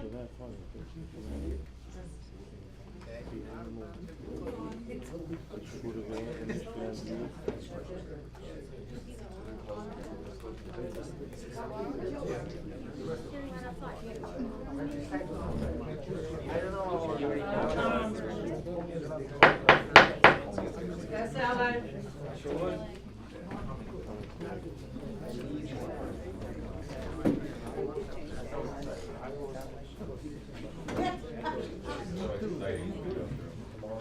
All right, the SLA had its monthly meeting. We probably went, I think we went to like 11:30 again. Because we have to listen to all of the applicants and the people who wish to speak about them. Then we have new applicants, we have renewal applicants, we have postponed applicants. Then we have to go through everything that we did and sign everything and then terrorize Marie to make sure she has everything that she's supposed to have, which is to mail it all into the SLA. So it's very exciting. So if anybody wants to be in an exciting meeting and spend a night really late, come join us. We have a great time. All right, item 1 on our report are the unenclosed sidewalk cafes. So let's separate them. The first one is Juliet, is just a renewal. Everybody knows Juliet? Yes. Yeah. Everybody loves Juliet? Yes. All right, so we're recommending that be approved, so. Motion. Motion. Second.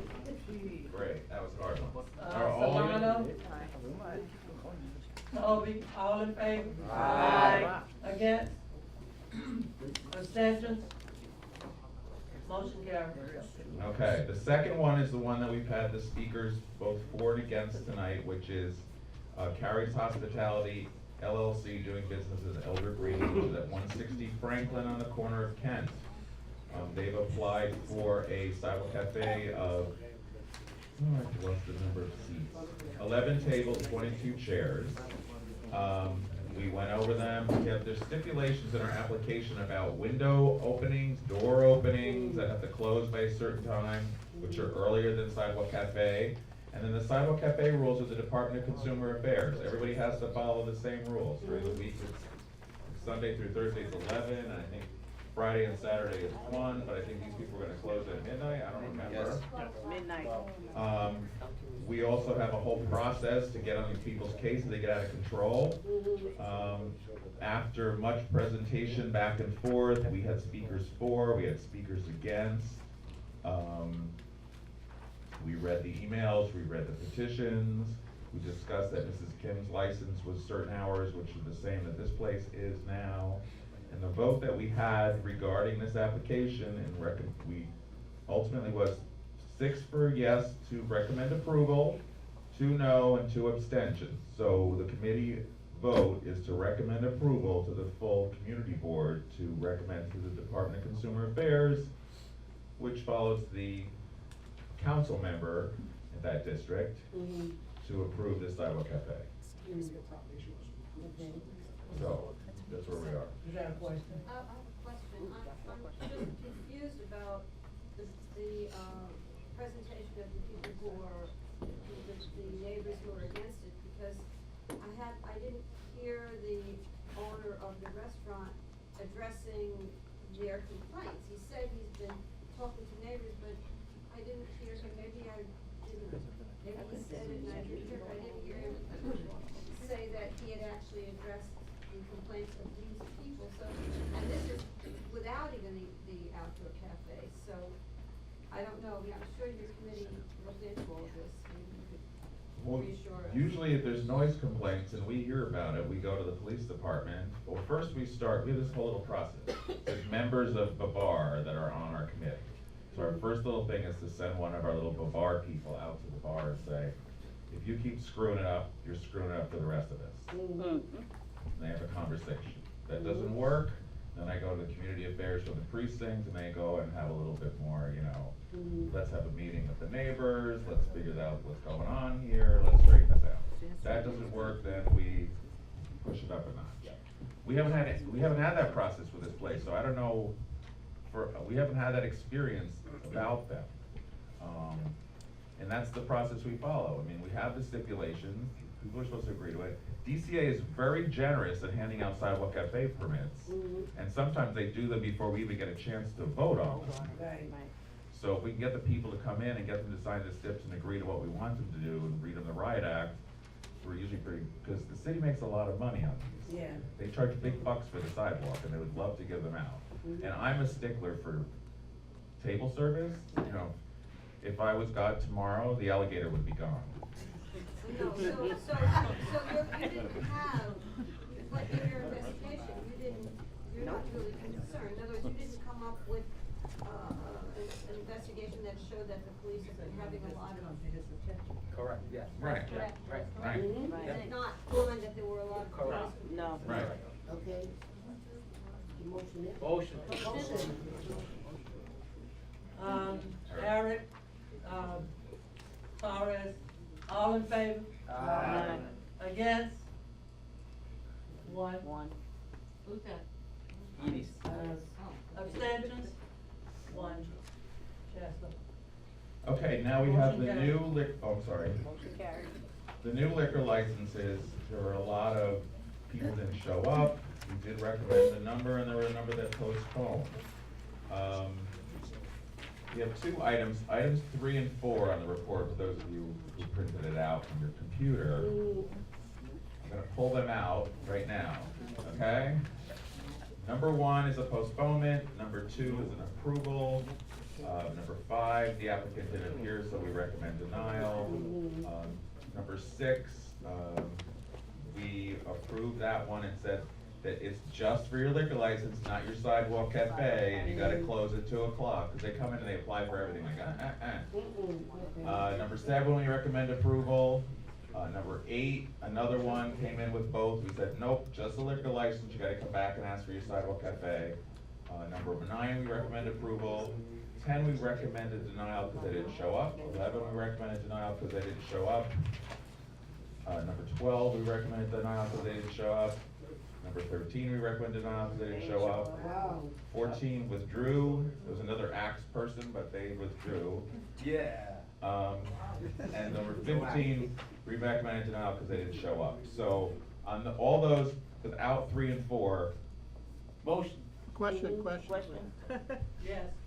Yeah, about number 4, mixing booze and. Well, I'm pulling 3 and 4 out. We're just We're pulling 3 and 4 out? Okay. Yes, we're doing 1, 2, and 5 to 15. Motion. Rosina? Rob, all in favor? Aye. Against? Abstentions? Motion carried. All right, number 3 is Brooklyn Lantern doing business as a box house. I don't remember what this application was for. They changed the ownership.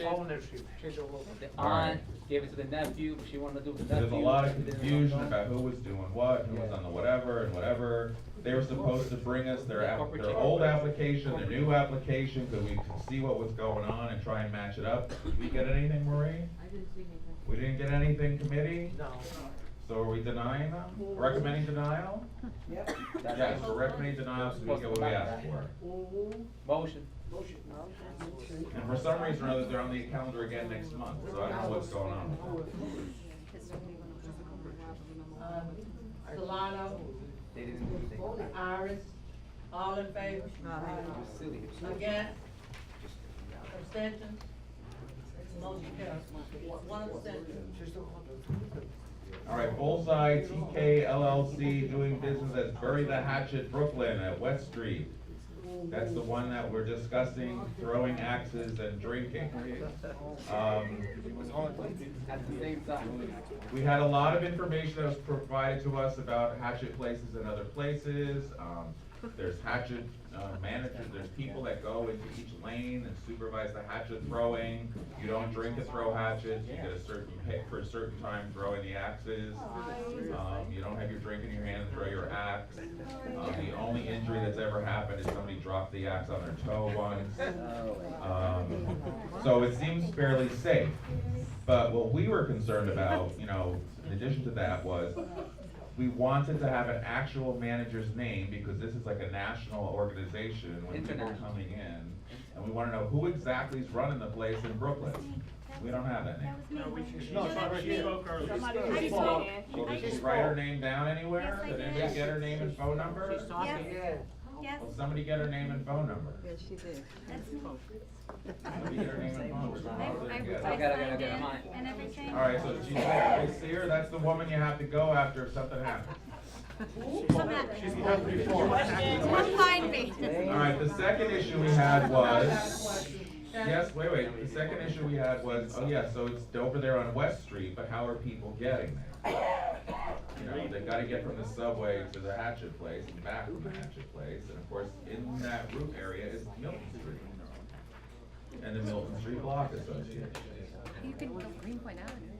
Well, they weren't clear on how people were gonna be getting back and forth to where they were. People walk down Greenpoint Avenue. No, I know there's subways. So we had suggested that they reach out to the Milton Street Block Association, which includes people like Teresa Choro, Diane Zelvin, Rolf Carl. They committed to that. It appears the person they were trying to find, Richard, Rich Mazer, who never calls anyone back, according to people that told me. So when they got stuck with Rich Mazer, they should have called Jerry. Jerry would have found somebody for them to talk to.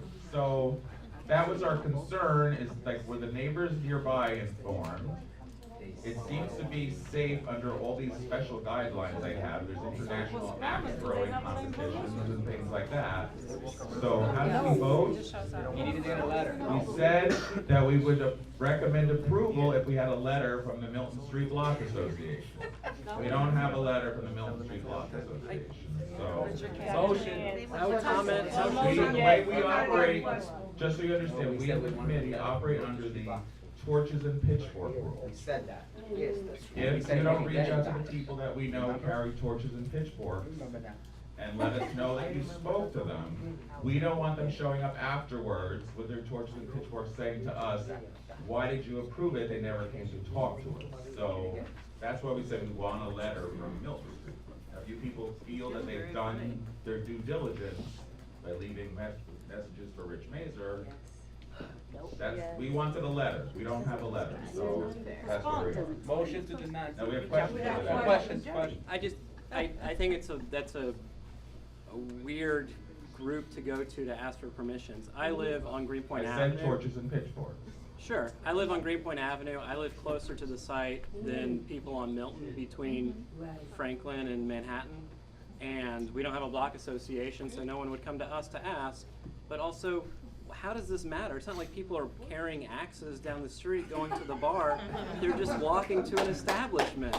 So we don't require this of any other bar that's in the area, that they consult with a neighboring group. And also the subway entrance is not on Milton Street, it's on Greenpoint Avenue. So that's the egress, and Ubers are gonna come down West Street. So I don't think that going to, I know people on Milton Street, great folks, no offense, but I don't think going to them for permission is of value in this instance. What you guys have? You have an opinion? Wait, you guys have to be recognized. We got people over here that had their hands up for quite some time. Chester? I kind of second what Will's is saying, but my main issue is about the axes and the booze. I mean, you can't, I mean, you serve booze in a shooting gallery, I mean, that's immediately comes to mind. Okay, you can't bring liquor to the wielding area, but you can go to the bar and get smashed, and then you're handling, these sharp blunt objects. It's just, and if I remember the presentation before, this is the first of their establishments in the city that's serving liquor, if I remember correctly, so this is kind of a weird experiment, I feel, to try out, with this. So it just seems like a really problematic mix.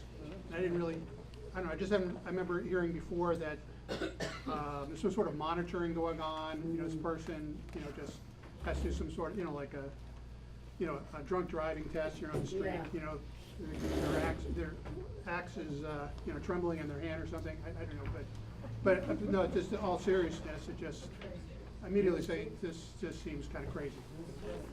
Julie? Oh, no, I was pointing at him. Oh, I ran through the ring already. Madam Chair, sometimes we could joke around about this. These committee meetings are long, but just to get a better context of what Tom was talking about, it wasn't specific to Milton Street. We felt like the petitions and signatures were terrible at best and none at worst. It was no outreach, and the applicant could not articulate himself to even know there was a train station near the establishment. He said maybe Ubers and ferry rides, and I don't think anyone's coming here by train. So I think there was no real articulation of where he was, and so we just pointed to the nearest neighbors that we felt like had some type of group that he should reach out, and the applicant themselves. We did not require, the applicant said, I will get a letter from Milton Street to support this. I said, okay, well, if you can get it, then that's on you. It wasn't our requirement. We said you should do better outreach. We mentioned Milton Street, and that applicant took on the ownership of reaching out and getting a letter for this group. So we're not making that as a requirement. The applicant says that, to that applicant to get that work and to do the hard work. Thank you. James? And to expound upon what Rob is saying, we too were alarmed by the fact of axes and alcohol. We researched it. There's obviously a great liability. They've operated in other cities and been successful, and it doesn't seem like it's a threat to their guests. Our main point was that the two owners that were present did not come accompanied with their manager, who has spoken eloquently tonight and reassured us that she's going to be operating and she is New York based, et cetera, But our main problem was that they didn't seem to have a plan or really know much about the neighborhood, and we expressed to them, people are going to need to walk down Greenpoint Avenue. People might just go straight up Milton, and Milton is a very quiet block. So, to Rob's point and to Tom's point, we really have done some diligence here, and I know maybe many of you didn't pay attention or didn't understand the context of the lady that spoke, who's the manager of the place, but they asked what we wanted to do. We just couldn't get a letter from the block association. Toby? I was just gonna ask, if you live in a neighborhood, you live literally down the street, what do you feel? What is your feeling like this? I would have no concern about I have little concern about the traffic or people walking around. I mean, I live above a bar, there's cars everywhere on Franklin, as we're hearing, so, I don't have an opinion about the activity. That's not my point. You weren't at the meeting, and the two people that were there were amazingly uninformed about where anything was in New York City. And they were worried about getting to the New Jersey Transit to get back home to Princeton. Right. And they had no clue where the G train was. I don't even know what the G train, what it was. Like, they were clueless. And we're like, you're gonna be running a bar in this neighborhood and keep your people under control? So that's why we needed to have a manager show up who had some kind of clue. It's a valid point. If they have the hatchet walking down the street, they have to wear Indian headgear. Oh, he did? Oh, really? Oh, really? Oh, really? No, okay, okay. Not repeating. Stop. I'm with Steve here, I mean, I'm sure that they're, you know, they have a good record elsewhere, and, but the idea of voting in favor of a place where people are drinking alcohol, getting drunk, and throwing hatchets, I guess I just in good conscience don't wanna, you know, open the newspaper and find out somebody got hurt there and know that I voted in favor of it, so, I'm sorry, I just have a lot of problems with this concept of throwing hatchets. I just wanna add one thing. The place closes at 10 p.m. Okay? So it's not till midnight people get drunk. It closes at 10 p.m. So it's not like a late 2 a.m. establishment that people get drunk. What's the recommendation? There was. Give us the recommendation. Yes, wine and beer till 10. By the way, it's just wine and beer. It's not sorry. No, we did give a recommendation.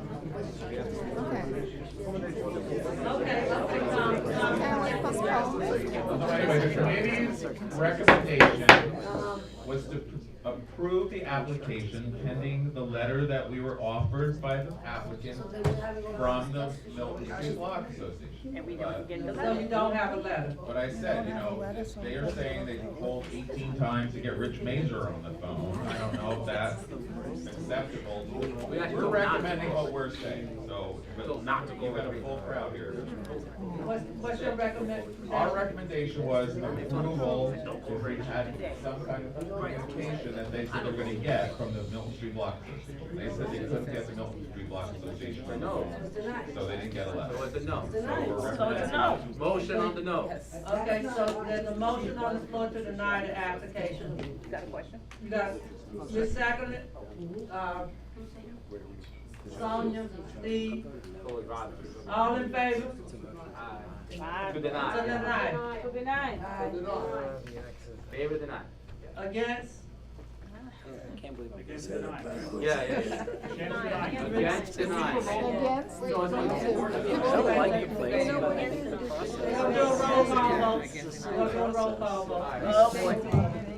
Please restate the motion. Yes. Please restate the motion. All right, we're recommending that we, denial of the application. You say yes if you want to deny. Yes means you're in favor of the denial. No is against the denial. Gina Argento. Yes. Wagner Bakarowski. Yes. Lisa Bamonte. Yes. Louis Baracelli. Favor. Gina Barros. No. Eric Rosaitis. No. Tom Burrows. Yes. Phil Caponegro. Yes. Iris Cabrera. Yes. Frank Carbone. Yes. Stephen Chesler. Yes. Michael Churchella. Teresa Cinciata. Yes. Joshua Cohen. Arthur Divinowski. No. T. Willis Elkins. No. Julia Amanda Yes. Foster. Yes. Samuel Fransos. Emily Gallagher. Vincent Gangone. Solomon Green. Joel Gross. Yes. Sonia Iglesia. Yes. Moisha Indig. Bozina Kaminsky. No. Avram Katz. Yes. Ryan Coonan. No. Yoel Landau. Marie Leanza. No. Yoel Lowe. Trina McKeeva. No. Toby Moskowitz. No. Martin Needleman. Simon Newstein. Rabbi Niederman. Yes. Karen Nieves. Mario Dahmer. Yes. Janice Peterson. No. Dana Racklin. Michael Schlesinger. Isaac Sofer. Yes. Robert Solano. Yes. James Stewart. No. Del Teague. Tommy Tules. Yes. Maria Vieta. Yes. Stephen Weidberg. Yes. Simon Weiser. Tessa Wilson.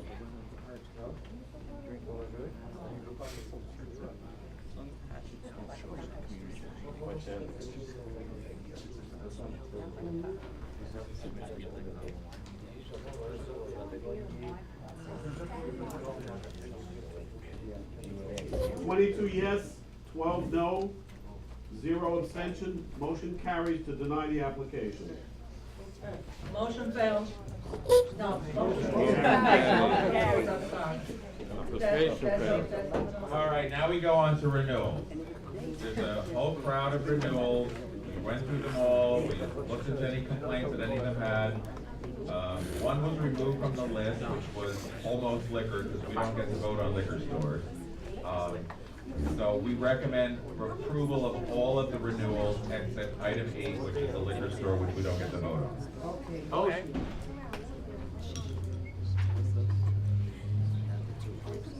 Okay? Motion. Rob? Fidel, all in favor? Aye. Against? Abstention? Motion carried.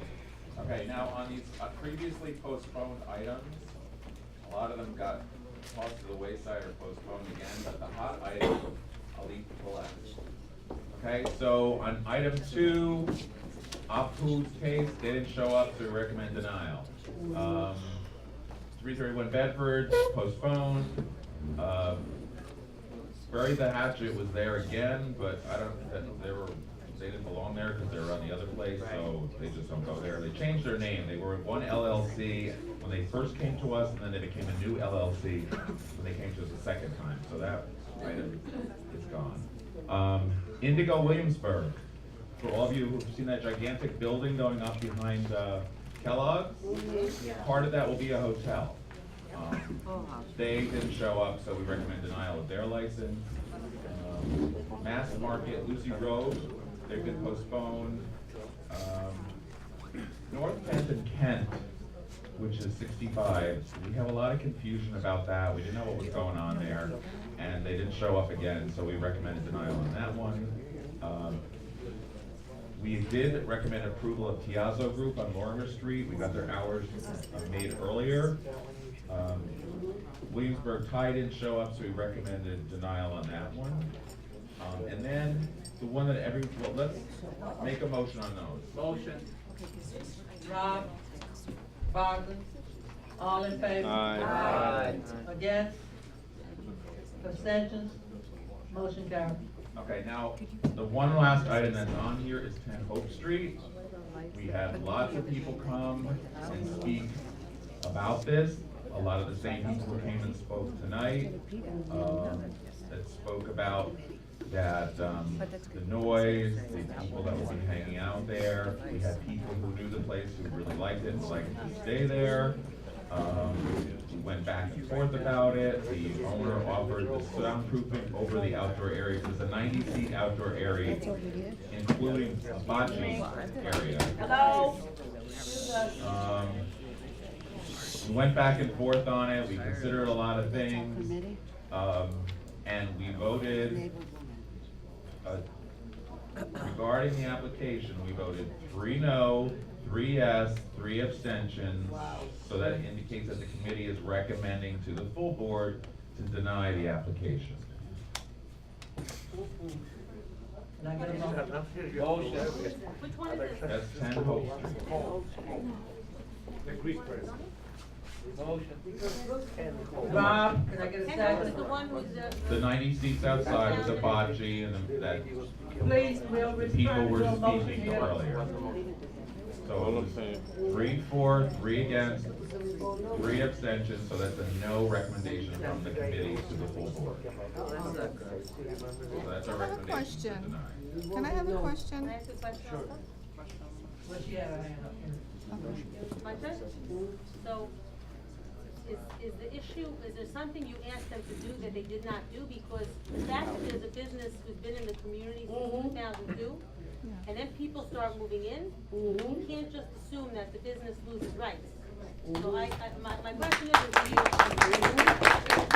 a woman who grew up in the neighborhood, and all of a sudden, because new houses are built next to them, So did the committee try to ask them to do something to allow them to continue their business? Because I think it's Well, very you're inappropriately. mixing apples and oranges here. We have landlords and we have tenants. The people who I believe have been in the neighborhood are the people who bought the property, fixed it up many years ago, and have had different bars rent the space from them. The new applicant is a new person coming in there to open a new place. They are from Manhattan or other they're not from there, they came in to open a place in business. Yeah, but the owner is being penalized, so was there something asked of the tenant and No, the landlord can find some other people to rent to in certain people's minds, you know? Okay, there's another question. We have a commercial rent problem in this city, because landlords wanna rent to the highest bidder, not to the most efficient one for the neighborhood, so. I have a There's question. separate, there's the landlord who's been here forever, and the new restaurant owner, those are the two separate things. Did the restaurant owner do something specific to upset the neighbors, or do they simply not want a restaurant or bar there? They don't want a restaurant or bar there. So then how could we basically, you're basically telling the landlord, the owner, who's been here since 2002, who helped keep the neighborhood safe because he took an abandoned building and renovated it, and his wife, you're telling him that he can't because someone doesn't want a bar there at all. I think it's very inappropriate. I don't think it was, I think there were other uses of that building. I mean, No, there was there's faster Always been a bar and restaurant. in time immemorial, like back in the old days. This There was a lodge there or 2002 in something. this neighborhood is a very long time. It was an auto body It was shop. an auto body shop back in Very the old ugly, days. very ugly. Before 2000. They wanna get back Oh, on hey. Woo! And this is my final Hold on. Other people got questions. Everybody can't talk at once. I know this is a passionate issue, everybody wanna understand, but please, allow the person that's speaking to speak. Are you finished? I just wanna say one last point, I would ask the community board to consider the fact that it's not this specific operator that the neighborhood is trying to kick out, but the idea of a bar or restaurant at all. And this owner and people like him in the community who created the neighborhood to begin with by helping keep these areas safe, by investing in businesses. I think we should think about what the implications are for him, because people moving in to live there now just arbitrarily don't want a bar there. Well, you don't wanna have a meeting that goes to 11:30, but I will tell you that we voted 3, 3, and 3, because there are different issues not related to the owner of the building. There are issues related to the operator of the bar. But, so we voted 3, 3, and 3, which ends up recommending denial of the application. Well, I think we should also consider, I mean, the community board, the owners of the building, the people who are investing in this neighborhood and who are gonna create the jobs. If we're talking about the restaurant and the bar, and from what I heard, they have a lot of experience, there's supposedly a good place.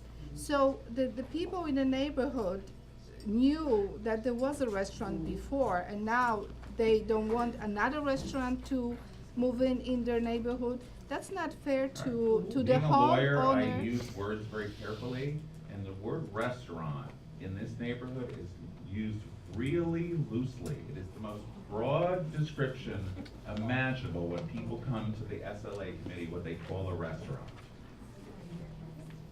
And then, I mean, 90 seats outside with a bocce court, and when I looked at the floor plan, I'm not convinced that their little cubicle in the corner is gonna be serving food that's gonna qualify what you think is a restaurant with a waitress bringing out plates of food.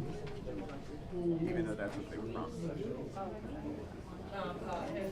I vote again with 3, 3, and 3, so that people will okay, board Tom, we got that. We got Another 3, 3, question? 3. Let's just move on.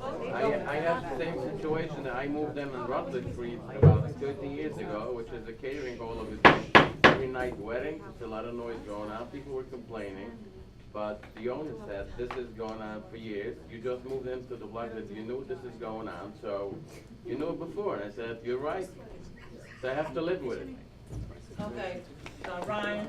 Yeah, I just was talking to Toby, just saying, I agree, like, we should all recognize when we vote, this wasn't necessarily a no vote. This was 3 in favor, 3 against, and 3 abstentions. So as we vote, we shouldn't, like, vote like this is, like we should take that in mind, because it wasn't a clear-cut no vote. Yep. Right. Yeah, I'm just adding on to your point. It becomes when people abstain now, Yeah. that adds to the no. Right. It doesn't add to the yes. I'm concerned about that kind of process, so, you know, I'm, obviously, I think and I can see why they debated, we can see it from our work here, but I think that, we're coming up with it's not fair to say this was a no vote. And I'm not sure why the abstainers abstained. I think there is a point where people have to really try not to abstain. Now, there was a question about what has the operator done to try to ameliorate some of the complaints. And as he said, they originally had this open pergola thing.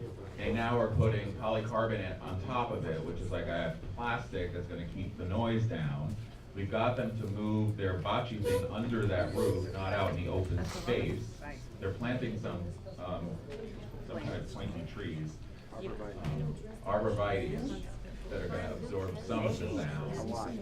And they have certainly heard about the drunken Goldman Sachs guys hanging out front, hitting on the women walking by, so they know they need to have a bouncer out front who's gonna keep an eye on that, because they did hear plenty of complaints about what people didn't like going on. So they did talk about those issues, so I'm giving you all the sides. Can I just add that the bocce court is a positive thing? Yeah. Because we lost our bocce court, park right down the street, we lost that. I told them they had to be a part of the league and join in with the thing with the. Just a couple of points, Madam Chair. Number one, Can't hear him. the former establishment that was there was closed for 2 to 3 years, and they were trying to re-rent the space. The second point is, and I know this is heated, any business can go there. This is about liquor license, right? You can open up an Apple store, you can open up a restaurant, you can open up many different things. This is not hurting an owner that owns a rental. You can do many different things with your rental space. This is about alcohol. This is about drinking, full liquor license with an establishment that has mostly outdoor and very little indoor. And at the committee, I'm the one that voted no. It was about people that live around there that had a problem with liquor licenses, another liquor license on the block, and they all live around. I like to respect people that live next door to these things. It's not against business, it's not against pro-development. This was another liquor license with full liquor license, opening the spaces, mostly outdoor. They really didn't have a good understanding of how they were gonna mediate the sound outside. It wasn't really clear to me how they were gonna control those people from talking late at night and drinking at the same time. This is not a mostly indoor restaurant, which would have been totally different. This is a mostly outdoor, I think it's 2,000 square feet of outdoor backyard. That's a big backyard, and understanding why neighbors came. You could put anything else and you don't need us. You could put anything else in that retail space, and you don't have to come here.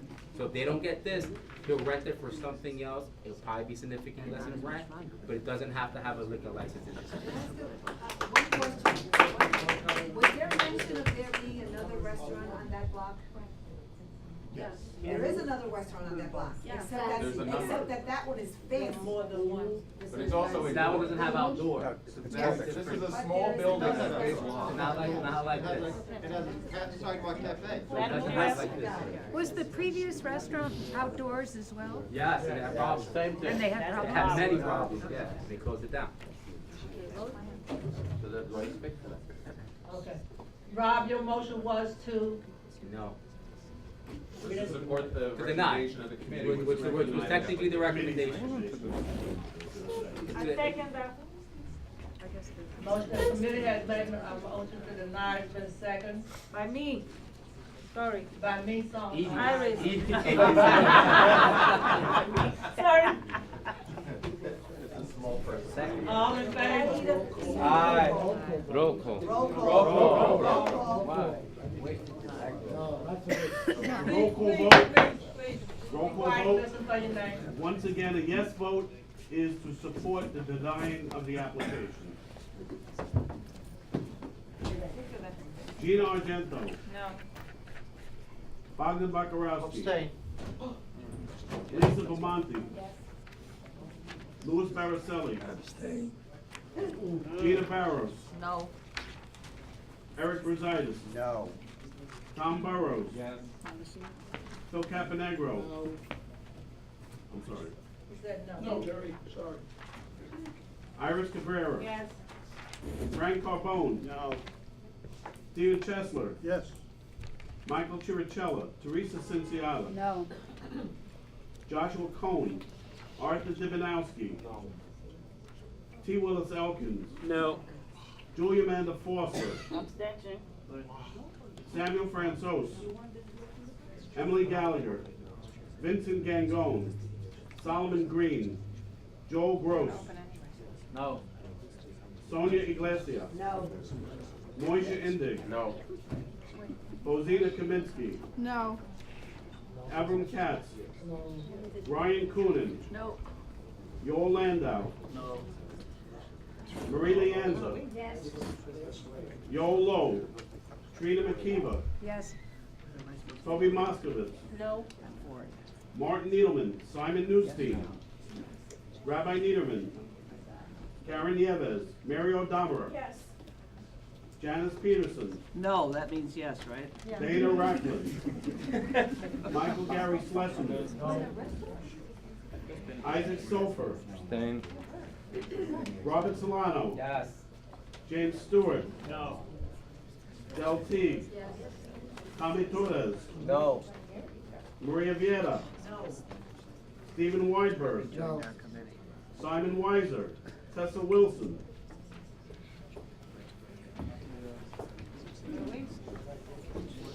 The noes have it.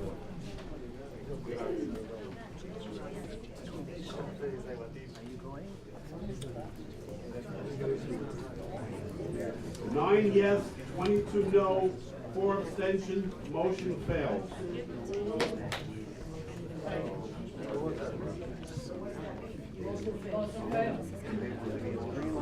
Somebody might want to make a motion to recommend approval. Make a motion. Motion to approve.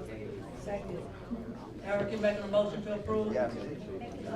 Second by, Maria. All in favor? Maria Vieira. No, maybe not. Maybe not. But some people walked out. Let's see. Let's see. You see other people outside were doing it. You see other people that walked out, the board members that were doing a revote already.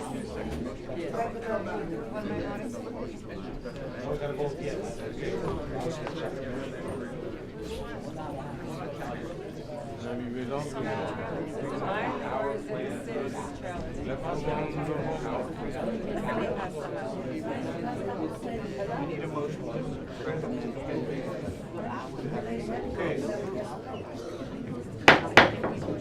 We're getting ready to take the second vote on this issue. Let's go, let's go, let's go. Have a seat, everybody. This is for your name. Same issue. Tom, another recommendation. We have a motion to approve the issue. Sherry, please call. It's a motion to approve the liquor license for 10 Hope Street. Voting yes means you support approval of the application. Gina Argento. Yes. Bogdan Bakarowski. Lisa Bamonte. Louis Baraselli. Gina Barros. Yes. Eric Brusitis. Yes. Tom Burrows. Phil Caponegro. Yes. Iris Cabrera. No.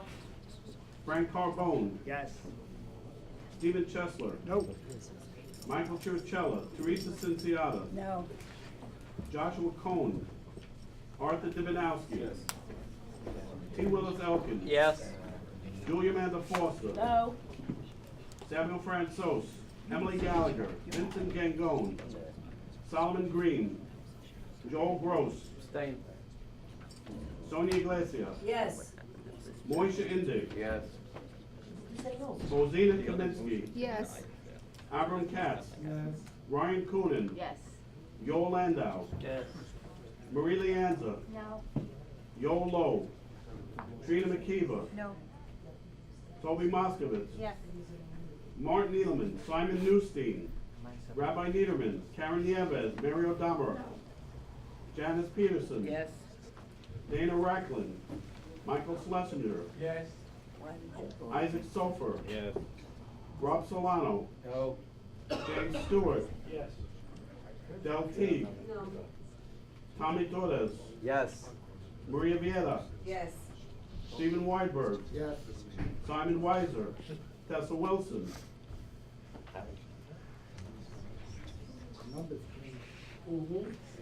This is required. Okay.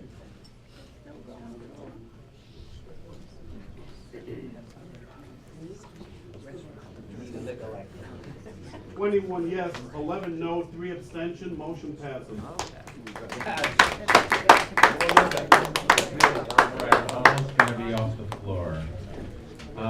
In the many discussions that we have on our committee, which meets long hours and carries on and reads a lot of crap, we've had people attack us saying that we are Not for the corrupt, community, yeah. have not so honest positions, blah, blah, blah, blah, blah. We are the hardest working committee and we really hold each other. So we don't take crap from each other. And if we see any of us getting out of line, we let each other know. So there's no question about anybody getting any deals or doing anything like that. Right. So, I don't think anybody here is saying it.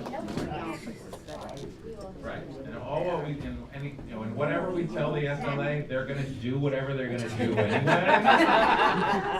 Although there have been days that I've gone up to Harlem to show my little face, and consequently I've had the borough president and the deputy borough president not speak to me again because I showed up and took a position against them. But so we're a really honest, hardworking, try to get it done kind of a committee. So We agree. you want to join us, let us know, you know? Thank you. Next meeting is Wednesday, December 19th at 6:30 at the district office. If you want to watch, you can sit in the back row. You can't have food though. Thank you, Tom. Thank you so much. We really appreciate the hard work that your committee does. We know it's not easy, but we really appreciate it. And Marie stays up all night.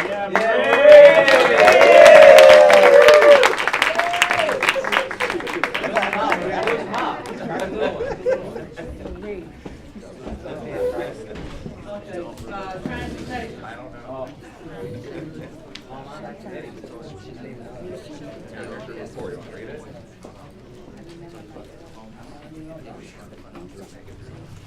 Gotta make this short because my phone's gonna die. So, first item was, we had DOT back, to talk about Bedford, Nassau, Lorimer, at the top of McCarran Park. The project manager, Casey Gorell, who does pedestrian safety, promised to come back and talk to us after the project was installed. Some of the same members, we had the first meeting here back in June. There were a lot of members from the community that came that were very upset with loss of parking and other issues based on the plan. And Jerry did a lot of outreach to businesses because DOT really doesn't do that. So we had a big crowd. There was a lot of discussion. The plan has gone through and has been implemented. Some of the same people came. There's a lot of attachments in the report, including one video of a garbage truck running right through the pedestrian curve out. But now they will have concrete blocks installed to prevent that. There still are some issues, a lot of issues with timing. There's a lot of backups on Lorimer, there's a lot of backups on Bedford. Those of you who live up there know this. Casey Burrell, the project manager, is not the person responsible for timing, but they did make a commitment to go back and look at the timing. There's also some issues with the buses turning on Nassau onto Manhattan Avenue that's blocking traffic. Andy Inglesby from MTA was there, and we talked about buses with him. Roger was planning, but he wasn't there to discuss it. He's going to take it back to his team and look at it as well. The Gorell and the others are willing to come back again if the problems are not sorted out. I will be in touch with Mr. Gorell and Rhonda to get the timing right on those lights because there are still backups. There was also, if you look at the attachments, one of the people who emailed me with concerns. John Rosick actually created a fairly interesting plan of his own that makes a lot of sense. It seemed to make a lot of sense to the people that were there. So what's there is there. It probably won't be changed anytime soon, and definitely not before the L comes back online. But and a lot of this was done also to facilitate the new array of the G train and the buses that are going to help to defray some of the to remediate some of the L problems. We're not convinced that that's going to happen, but we will see. I will direct you to the report for some of the comments and issues. I encourage everybody to get in touch with me if you have any concerns with this, since DOT is willing to come back to the table. We should work with them when they make themselves available to us to do that. So that's that. Steve, did I say anything else? In the report, it said that in the Greenpoint Avenue southbound G station, it's going to be bypassed till March. That sounds, the signs say December at the station. Starts in December 1st. It's supposed to be It did say December. 1 month. The sign said 1 month. Okay, well, and in my notes, Andy said December 1st to March 1st, and then it would switch. Get verification. Yeah, I'll get back to you. Yeah, when you go to the station, month it says one way, 1 then month. in March it's to be the other way. For skipping? My understanding is that December it's the way it is now, and then in March it'll be the other side. Okay. But we should clarify. Okay, maybe that's an error in my notes. Maybe it was just for the month, and I had. They didn't want to shut it all down all at once. Right, that's correct. So Yeah. they were doing. And this, yes, and it has to do with the elevator installation and some other issues with not being able to get through at the same time while the construction is happening. So thanks for that, Steve. And then we had Andrew Inglesby in because there's been, those of you who live near Wood Point Road and Bushwick Avenue know that especially during evening rush hour, there have been backups on Wood Point Road almost all the way back to Meeker, definitely back to Frost. A lot of this is due to the construction of the substation and closing down the southbound traffic to one lane. That construction above the street is going to happen straight through the shutdown in April and will continue through July. That was a major concern because part of the remediation plan is going to be getting traffic around that particular area while the L train is shut down. So I made it clear to Andy that it can't go on until July. They've got to make every attempt to get that work underground as soon as close to April 2019 as possible. He tacitly agreed with that, and without having the contractor cut corners, he will continue to work with the contractor.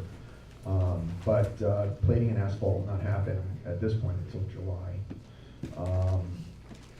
There will also be installing, this is not a report, but they'll also be installing an access panel on Wood Point Road, and there will be some other issues associated with that. We then took the opportunity to talk about the G train and what we just discussed in terms of its skipping stations. That's going to continue to go. Deeper details to consider the report, and that's item number 4. So they're kind of like lumped together. Item number 3, we still need a signal at Maspeth and Kingsland. We are working with Department of Transportation to speed up the timeline for a new study. Now that you can only have studies every 3 years now. So if you study an intersection, it takes 3 years before you can come back and look at it again. That's boilerplate, but working with the borough commissioner, we hope to get that sped up, and hopefully they'll go and do pedestrian counts when school is open and not the week around Christmas, which is when the last time they did it. So all the kids that are going to the Montessori school were not counted. All the people trying to cross Maspeth to get to the park were not really counted, and it's a really dangerous intersection for those of you that know. And now that the Greenpoint Hospital is going through, this is a perfect opportunity to get that speed control, stop control there. And then old business, Vice Chair Weiser brought up, he's concerned about emergency vehicles. We've been talking about the congestion down around Flushing and Kent and Wide. That's an ongoing issue with DOT. Simon wanted to bring it up. He's noticing that emergency vehicles are getting trapped in that traffic, and he thinks that's really dangerous. Specifically around like Lee and Marcy Avenue. And then new business, a member of the community, Dan Keyser, came from Franklin Street, brought up concerns about bike lanes and West Street. Apparently Cinemagic, between Job and Kent is now, and the Greenpoint Terminal Warehouse, they're putting out valet parking signs in the bike lane. So we'll be working with them on that. Good point though, he did go to the community council meeting so the 9-4 is aware of it. So he did the right thing before we had to tell him to do the right thing, so that's a good thing. But if you're going to community council meetings and you bike, well, I know you're on top of this, but this is something that we need to talk about. And one thing that I did not include in the report, I'll have to add, Mr. Schlesinger, who's a new member of our committee, welcome. Also brought up access to the Navy Yard. And I apologize that it didn't make it into the report, but I'll add it as an amendment. We're going to take it up early next year at a meeting to see if we can get better access to the Navy Yard and maybe some bus action going on there and just making it better for general community. So that's it. Thank you.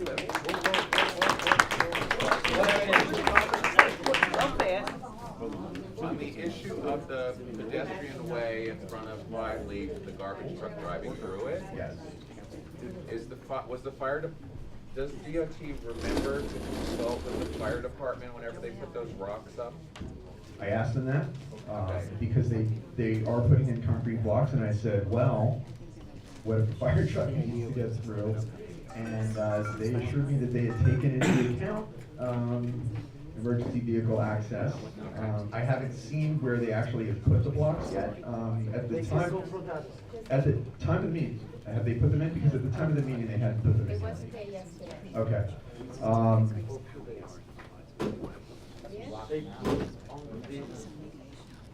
Well, as long as you raise the issue of the fire trucks having to get through those Yes. places. Yeah, because when they said they're going to drop blocks, that was the first thing I thought about.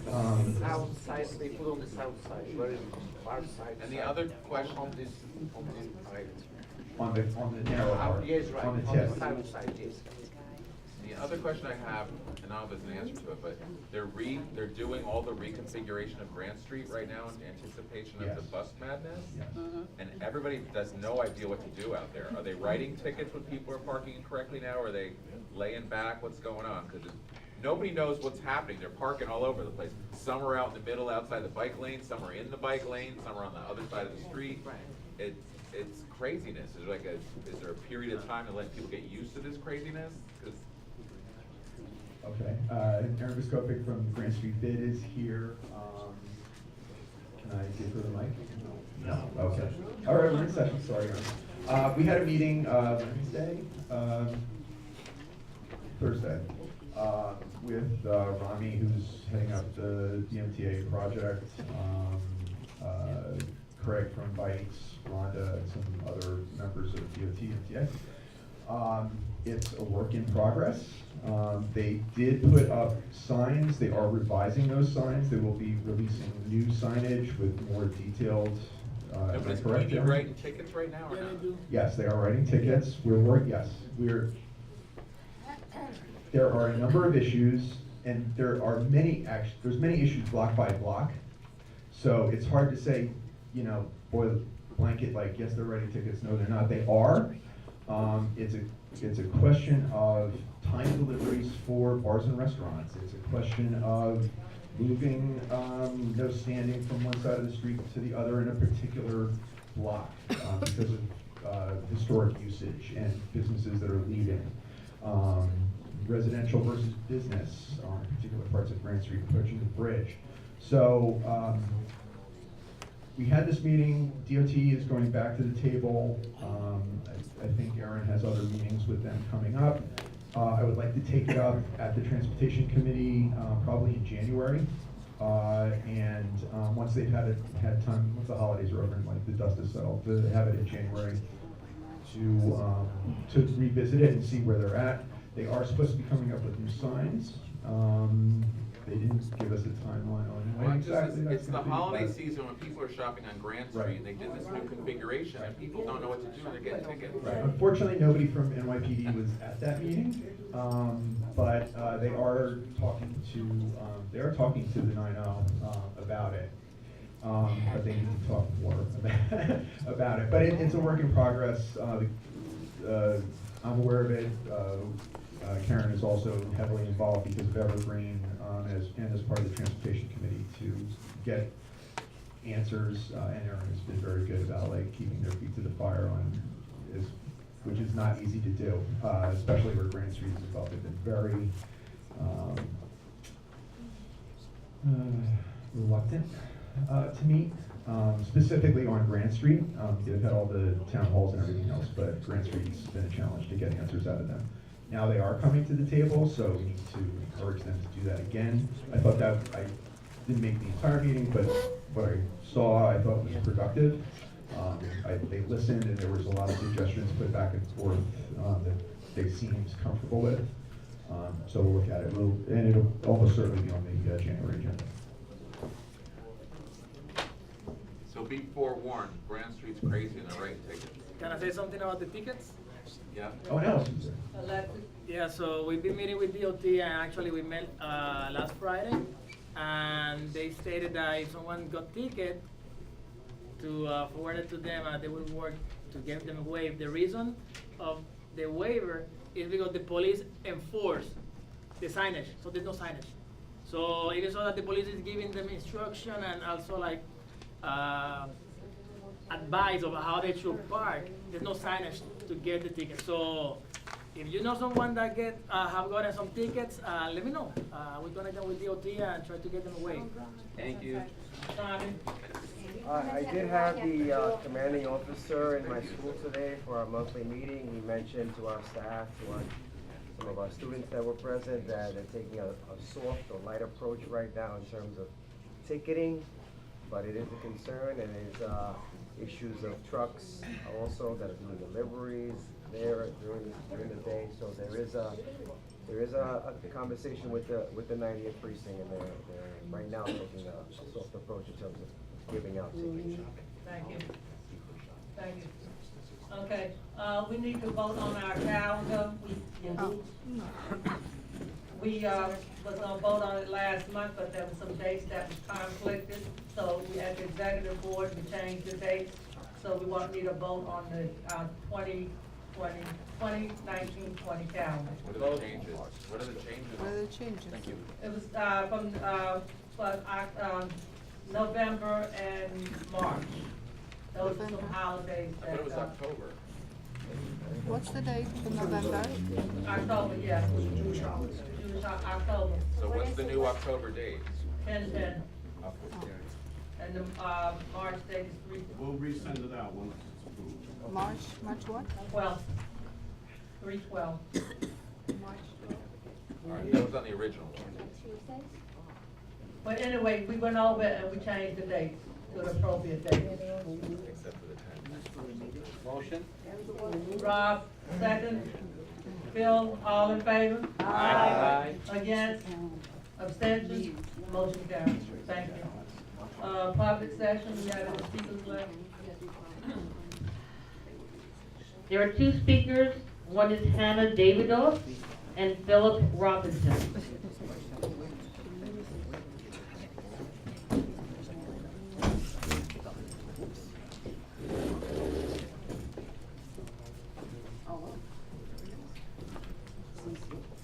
Hi, I'm Hannah. I'm with the Department of Education. I'm here to inform you tonight about a free high-quality program for 3- and 4-year-olds in this neighborhood. I'm here to tell you tonight about a free high-quality program we have in this neighborhood for 3- and 4-year-olds. It's called Head Start.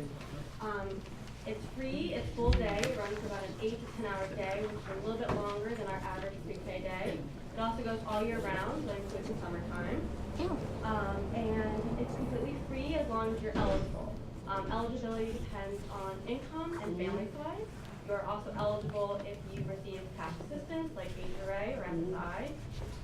You are eligible if your child's in foster care, and you're eligible if you're living in temporary housing. So I have flyers with the names of programs that are closest to this neighborhood. They're in English, Spanish, and Yiddish. You can take them, and either if you have a 3 or 4-year-old and you're interested in the program, you're welcome to take one, sign up. There's also a sign-up sheet. And if you have someone that you know, or if you have an organization that you think would benefit from this. Thank you. Thank you.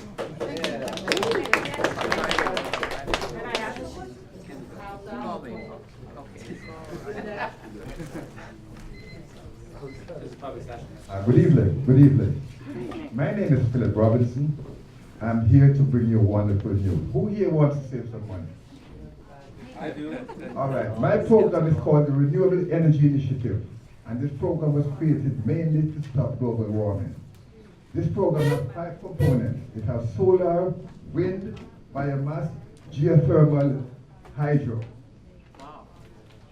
Government, all state, federal, city government is giving incentives for people to go solar. The federal government is giving a tax incentive equal to 30% of the cost of the system. New York State will give you up to $5,000. New York City will reduce your property taxes for 4 years. And Con Ed will contribute a fund for people to go solar. This costs you $0 out of pocket. Now, here's where the saving comes in. We are living in Brooklyn, and the energy that we're getting, we're bringing it from Pennsylvania, we're bringing it from Niagara Falls, we're bringing it from hundreds of miles away. That is the biggest part of your energy bill. Now, when we put solar on your roof, it has no distance to go. So that's the first element of savings. The second element of saving comes from the cost to supply the energy. Fossil fuels are more expensive to create energy now than wind and solar. So the initiative was started in 2005 by Bush 41, and it has become a global initiative. And all I would like to do is introduce it to it. I have some workers here with me. I'll give you some information. You can follow up with us. You can do some research, but it works. I am first to tell you that I tried it. My bill used to be total 61. My bill has gone on to $18 to Con Ed and $60 to the solar company, and that's locked in for 20 years. And here's what you get rid of. The escalator. Con Ed raises your bill on a year-to-year basis. Now you'll eliminate the escalator because on the federal guidelines, the escalator has to be minimal. Please summarize. So I have 2 people in the back. As soon as this meeting is over, I'll be outside to give you people some further information and to see how we can get you on board. Okay.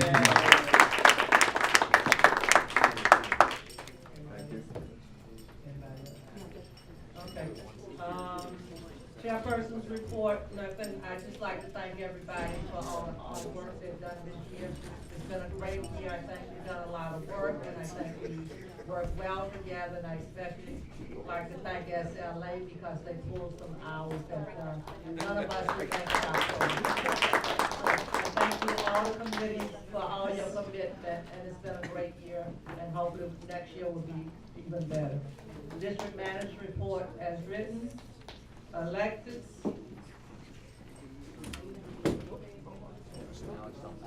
Eugene. Borough President's office. Hi, everybody.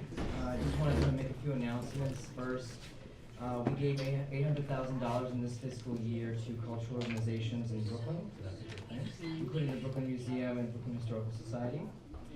We gave $3 million to affordable housing projects across the borough. Tomorrow's our Christmas tree lighting. If you want to come down to downtown Brooklyn, it's at 5:30, lighting the Christmas tree. And we got our Grand Army Plaza New Year's Eve celebration on the 31st. Musical entertainment, free, fun, from 10:30 p.m. onwards during the new year. And really most importantly, I don't know if you've heard the news, but just this morning, 57-year-old Francine Labarbara was hit by a car on Avenue Y and West 2nd Street. Now, she actually worked just down the street at the Brooklyn Bagel store as marketing manager. So that's the store that does the Rainbow Bagel. You might have heard about that in the news. She was tragically killed this morning by a hit-and-run driver, and we still don't know the whereabouts of this driver.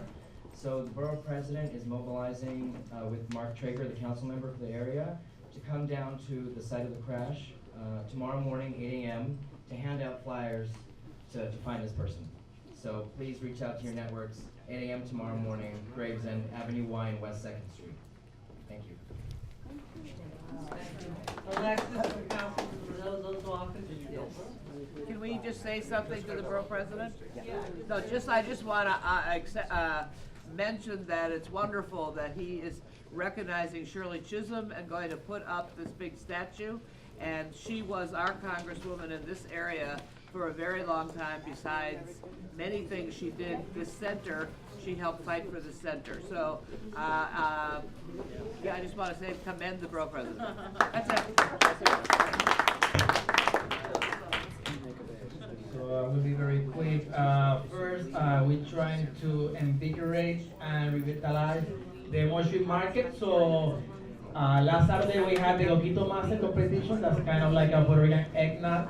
So they came from all over the city and New Jersey to compete Mochi market. We do have on this Saturday Parranda. That's also kind of like a Puerto Rican Christmas carol Mochi market. And then the 22nd they will have another Christmas carol like English and Spanish at Mochi market. So we're trying to give some love to the Mochi market.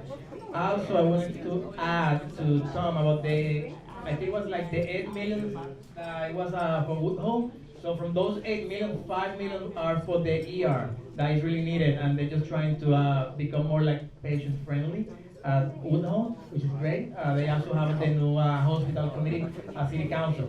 So on the Grand Street issues, yes, it's a mess, big mess.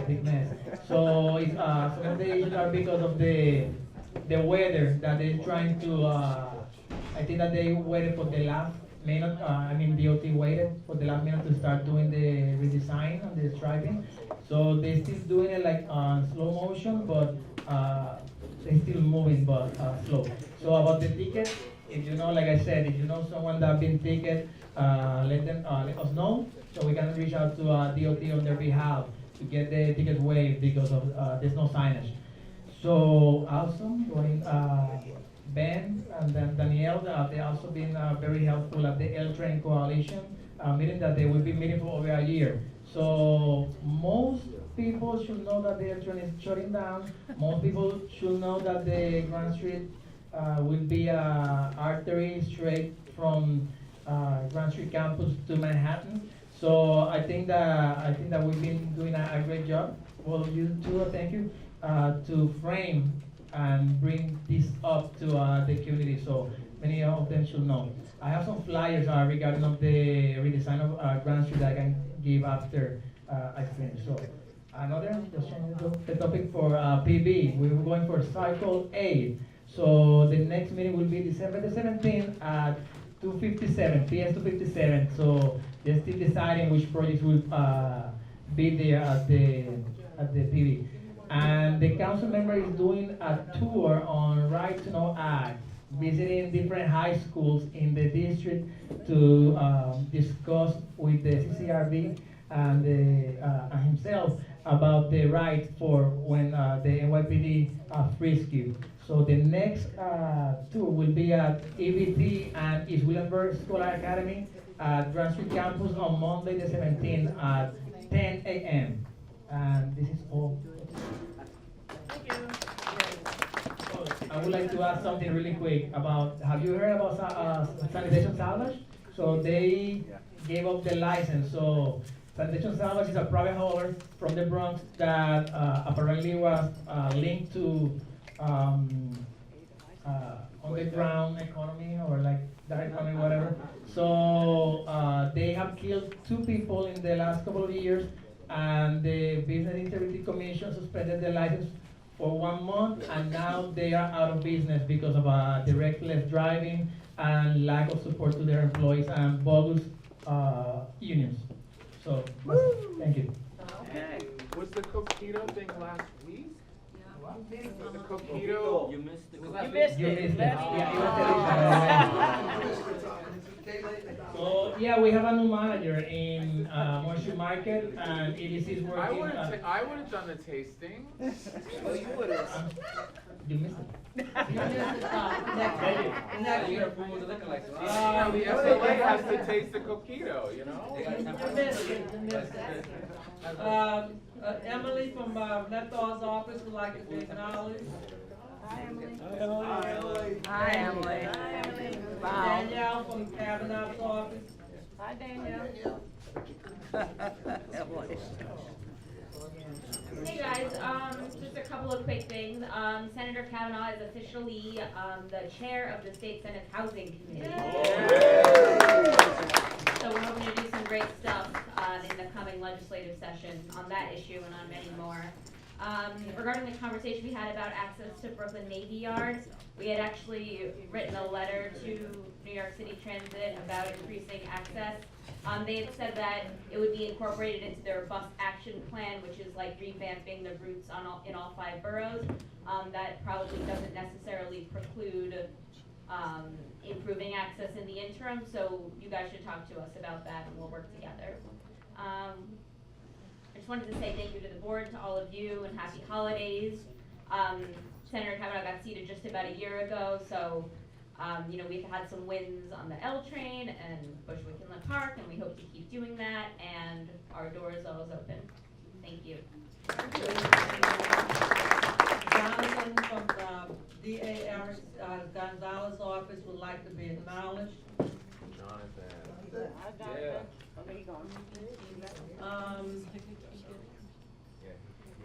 Is there any old business? There's one Whoa. more, yes. Yep. I've got those in Yeah, I'd just like to acknowledge the know you are. change in the sign-up times for public speakers. That was, you know, really great to, you know, extend it to 6:45, and I think it's a really good adjustment. I thank you so much for that, because we sat here and we discussed that. And I told everybody we would take it to the executive committee and we would discuss it. Unfortunately, some members of the board had to go to the borough president's legal department to find out if we were right. And nobody even told me that they were going to the legal department. And I told everybody here that we would take it to the executive committee and we would work it out and get back. Nobody even gave me the opportunity to work it out before they took it further, and I did not appreciate that. And our representative, I didn't appreciate you not making me aware of what was going on, because you was not here, and you couldn't even tell them what happened No, I emailed you both actually. afterwards. No, when I received the emails from the members, I emailed both of you to make you I aware didn't that this get it. conversation is I taking didn't place. get it. You must send it to the wrong email, because I didn't get it either. I did not get it. That was not intentional, so. Well, in the future, with this board, when I tell you that I will take stuff back and discuss it with the executive board and get back to you, I will. So in the future, give me the opportunity to work on it, and then if it's not to your satisfaction, then take it higher. I would appreciate that. And I thought it would be beneficial for everybody to get more time, because 15 minutes, I didn't agree with all these years, but I was in no position to do anything about it. So I thought it would be beneficial to add more time, since we had volunteers that were willing to help, and I'm glad we worked it out. Thank you, Madam Chair. Thank you, Thank you, Madam Madam Chair. So did I. I think there was a little confusion, because 2 emails went out. One said 6:15, one said 6:45. I asked if the 6:45 be corrected, but it wasn't. It was. It was. No, the email, the 2 separate emails went out. But this was to people that was, were asking for volunteers, but it was already posted on the website, on the agenda, that the time was from 5:45 to 6:15. He just mentioned 6:45 also, it's not 6:45, it's 6:15. 6:15. 6:15. Oh, my mistake. The 6:45 was just mentioned. Oh, it was, I'm sorry. Well, it's 5:45 to 6:15. Yeah, that's half In an other hour. words, you can sign up from 6 until 15 minutes after 6. Not 6:45. Is that clear? Yes. Okay. Jan, Not on that topic. thank you. No, I'm on the topic we left the last board meeting with, which was that we had a very dynamic discussion in here that you were one of the main speakers of, that we were going to prepare to have a major meeting on public housing, knowing that there is a serious crisis in the city of New York. And I ran after Rabbi Niederman and ran after the other fellow from the committee and talked to the committee, and I just think that we need to get a date and a time that we're gonna do that, and they seem to think that you're doing that. I just wanna clarify who's setting it up, when we're setting up, and how, because time is going with this crisis. And I hate to go through the winter with no heat and everything else again. When we get information back, we'll contact the committee, and the committee can set it up and work through the committee. But it can't take too long, we're We running don't out of have- time. We don't have any, nobody got back to us yet, and the holidays is upon us. You mean from the Housing Authority? Right. but we I just think don't that have- the main purpose of the meeting was to have the tenants come in to talk about what they want and how they want it. We know what the Housing Authority hasn't done for the last several years, and they're part of the problem, so we can have My them. understanding was to get somebody from NYSHA to come out and address the tenants' It was to have the issues. tenant leaders really put on the Do you think it table. would be advantageous to just have tenants here, not have representatives? No, I from don't NYSHA? disagree with you. I think they should be here, but But mainly. that's what we're waiting on, we're waiting for them to get back to us. Okay, but the problem is, and I'll stop here, the problem is that that's what the Housing Authority does. That's why we're in the crisis we're in. So if we can't they can't even answer our letters and give dates, that seems pretty upsetting, and maybe we have to get some political help from our politicians, but to answer and to set up this meeting, right? It's not an act of God to get a Housing Authority person to come out. Ben, did you give us a list of tenant associations in the I district? think you already have the ones I have. Huh? I don't think I have any that you don't have. How you know what we have? I did talk to somebody, I talked to, the other woman in the office. Antonio certainly has some. But send us what you Okay. have, send us what you have. I'll do that tomorrow. please. We'll continue to work on it, but it's gonna go through the committee, we're just trying to reach out to them to set up some kind of. Well, then we have to have the meeting committee get them to meet, come so we're through. ready. Julie?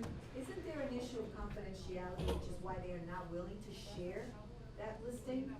You just made me go a whole nother way.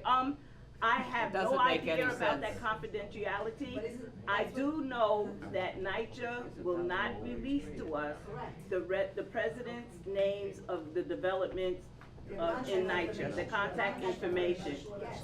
And I don't know if that's confidentiality, I have no idea, because I was always willing to give my name, address, Shouldn't and be a everything. leader if you can't be If you're a contacted.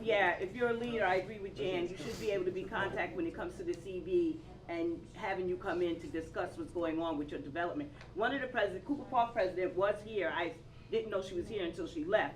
That could have been someone we could have talked to release her And information. Mr. I Bondo. have it, I don't have the privilege to give it to you.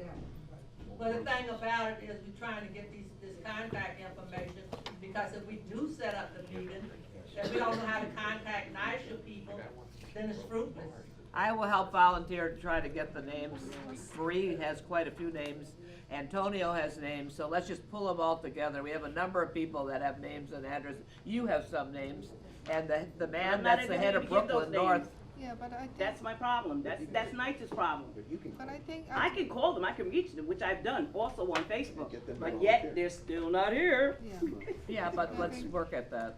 Well, you know, with Facebook or whatever, when we set up the meeting, somebody's gonna have to do some outreach if they have to go to the housing and Right. give them out, do whatever, we're gonna have to find a way to do I some think we'd like the outreach. head of the city council public housing, the woman that is the head of the public housing committee of the city council is a public housing leader herself, and I think that she is doing the best work right now, and it would be good to get her here along with Nycha. Alika, right? Yes. Well, I don't see why that, information cannot be shared with the community. Right, yeah, we can. Madam Chairman, you did recognize me, and it did have, what I wanted to say was a statement, and it wasn't anything to do with NYCHA, but thank you for bringing that up. I don't know if this old business, new business, in between business. First of all, Merry Christmas, Happy New Year to you all. But I'm gonna go back to something I stated last month, and I'm gonna state it again today. I'm gonna make a whole lot of enemies come 2019. Can we please stop having these side meetings? I hear this over here, this over here, this over here, this over here, and the person there. And you know what I hear? Blah, blah, blah, blah, blah, blah, blah, blah, blah, blah, blah, blah, blah. Please, we're a board. We're supposed to give respect. And also, let's give respect to our Madam Chair. Hello, we got another meeting going. Let's give respect to our Madam Chair when she states to, you know, to calm down, calm down. We're all adults in here. I work with special needs children, and I don't get as much chatter. I'm not calling any of you by a name or anything, but please, when we have a meeting, can we please have respect for the meeting and be quiet and conduct the meeting the way it's supposed to be conducted? I just want to add to that. Wait a minute, Jan. That's the other thing. We're never recognized, and we constantly speak. I was once a president. That's very annoying, and it's very disrespectful to your chairperson and the people that sit up on that panel. Not only the people on that panel, you should respect what's going on in this room also. And I'm gonna make that statement because I can't hear what's going on. So when I vote, sometimes then I go abstain, because I didn't hear what the devil was going on. Even though I've read my stuff, I still don't know what's going on because I got chatter here, chatter here, chatter here, chatter here, chatter across the room, and all I hear is blah, blah, blah, blah, blah, blah, blah, blah, blah. So I don't know how you people vote. But just to state that, please, come 2019, let's stop this. I'm not the chairperson, but it's only a suggestion. Thank you. Thank you. Jan, did you want to say something? No, I was only adding on, since I'm one of the problems, is that, and I certainly know I'm one of the problems, but the point is, then you have to have, when I'm taking people out, trying to talk to them, because we're having trouble getting decisions made that can move a committee, and people are running and leaving, and you don't get it. So I'm not here running around for anything else other than the work. So I'm saying we have to have either a break, like a coffee break for 20 minutes, so you can go talk to the people you need to talk to that are here. Because people, when they leave, and it's very hard to catch people to make decisions. That's Jan, forget about a coffee break. Yeah, right. We're not having a coffee break. I mean, you got a whole month to catch up with these people before you get to this meeting. Forget about, don't even bring it up, talk about a break. We're not here long enough to have a break. We'll talk personally. I just want you to move and sit next to me. That's not gonna help you have conversations going on No, over there too. because there's a 2 chairs or She's 3 very chairs right there. Nobody wants to sit across the chair. doesn't matter where I because the sit. chair's gonna be. It I'm the only doesn't matter where I brave sit. one. The idea is I'm the the only conversations are brave going one on. here. Solving your problem, Amanda.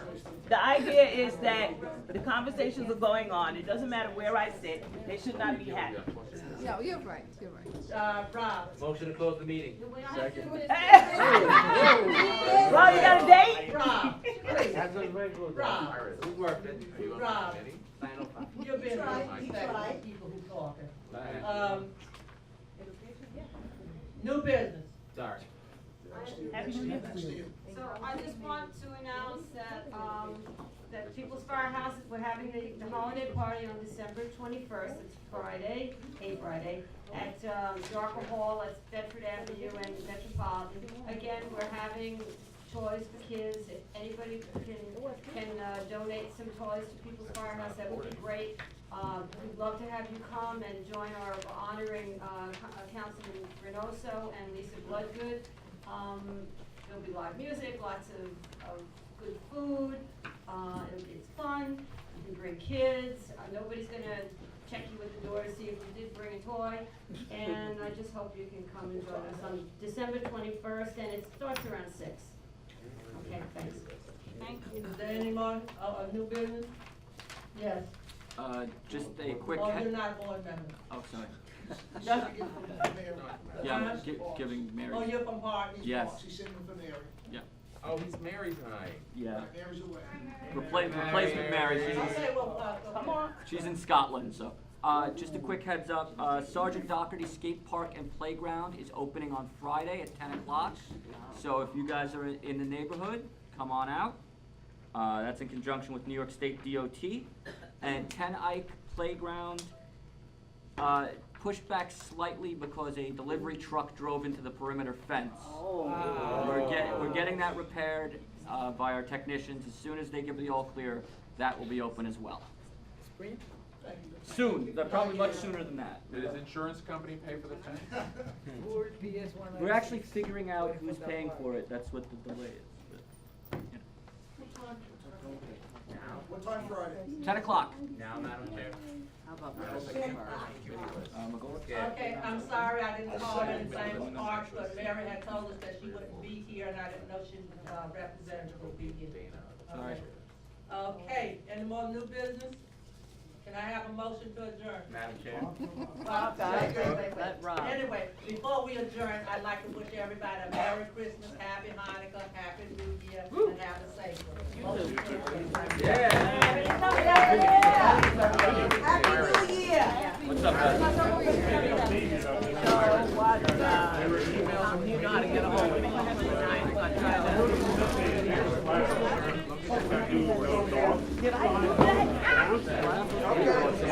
Ladies and gentlemen, boxes of you, toilet paper, which we have a lot of in this place. Been the standard. A couple of years ago, the trees that they cut down. The only reason I know this is because dogs are not allowed in any place, field, like that. So there's nowhere for the waste to go. You know this box right here, right, Bill? In that box, there's no paper. All paper's in the box. Thank you. I think.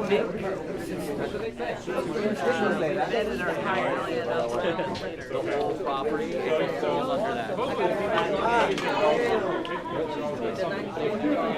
Go ahead, Steve, go home. And now they're getting a ticket because there's no.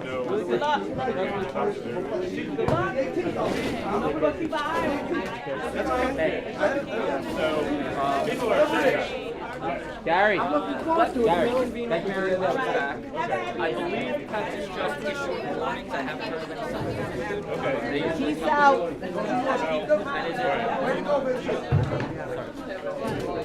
It's just pepper and one TV. Happy New Year, Merry Christmas. Why they're all of a sudden no dog sign when they heard this dog there. Hey, Deanna, thank you so much.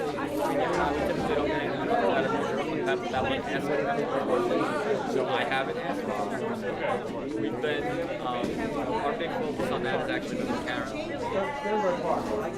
No, not, they just got fixed today. Yes, I can show you. Check it out and find out. I can show you a picture right now. I'm gonna head out. All right. I'll talk to you soon about it. Donnie, good to see you. We just got it fixed today. Call him right now.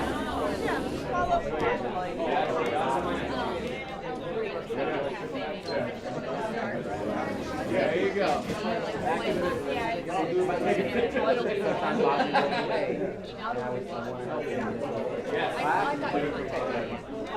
Thank you. I run the Little League. You know, we're at the end of next summer. We actually got the approval. We're going to close the review field.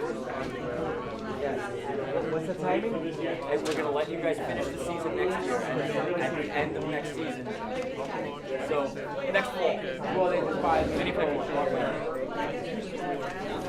You're in the bush again a lot? Yeah, it's my office. What I'm saying is, so when he's not around, I'm around. I'm always around by email.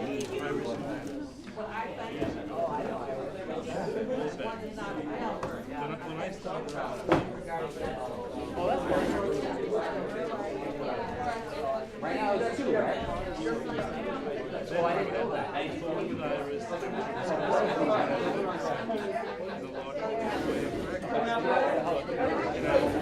would like, I was trying to keep it fun. I'd like to come out. That would be nice. It's all physically. Okay, okay. I never promise because I don't know what's gonna happen. So, but I'd like to do that. Maybe coming back.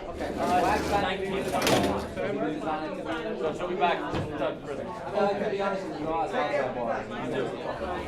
didn't know about it until they weren't around. And that was helpful. And they said it's clean air. So I think think about it when we.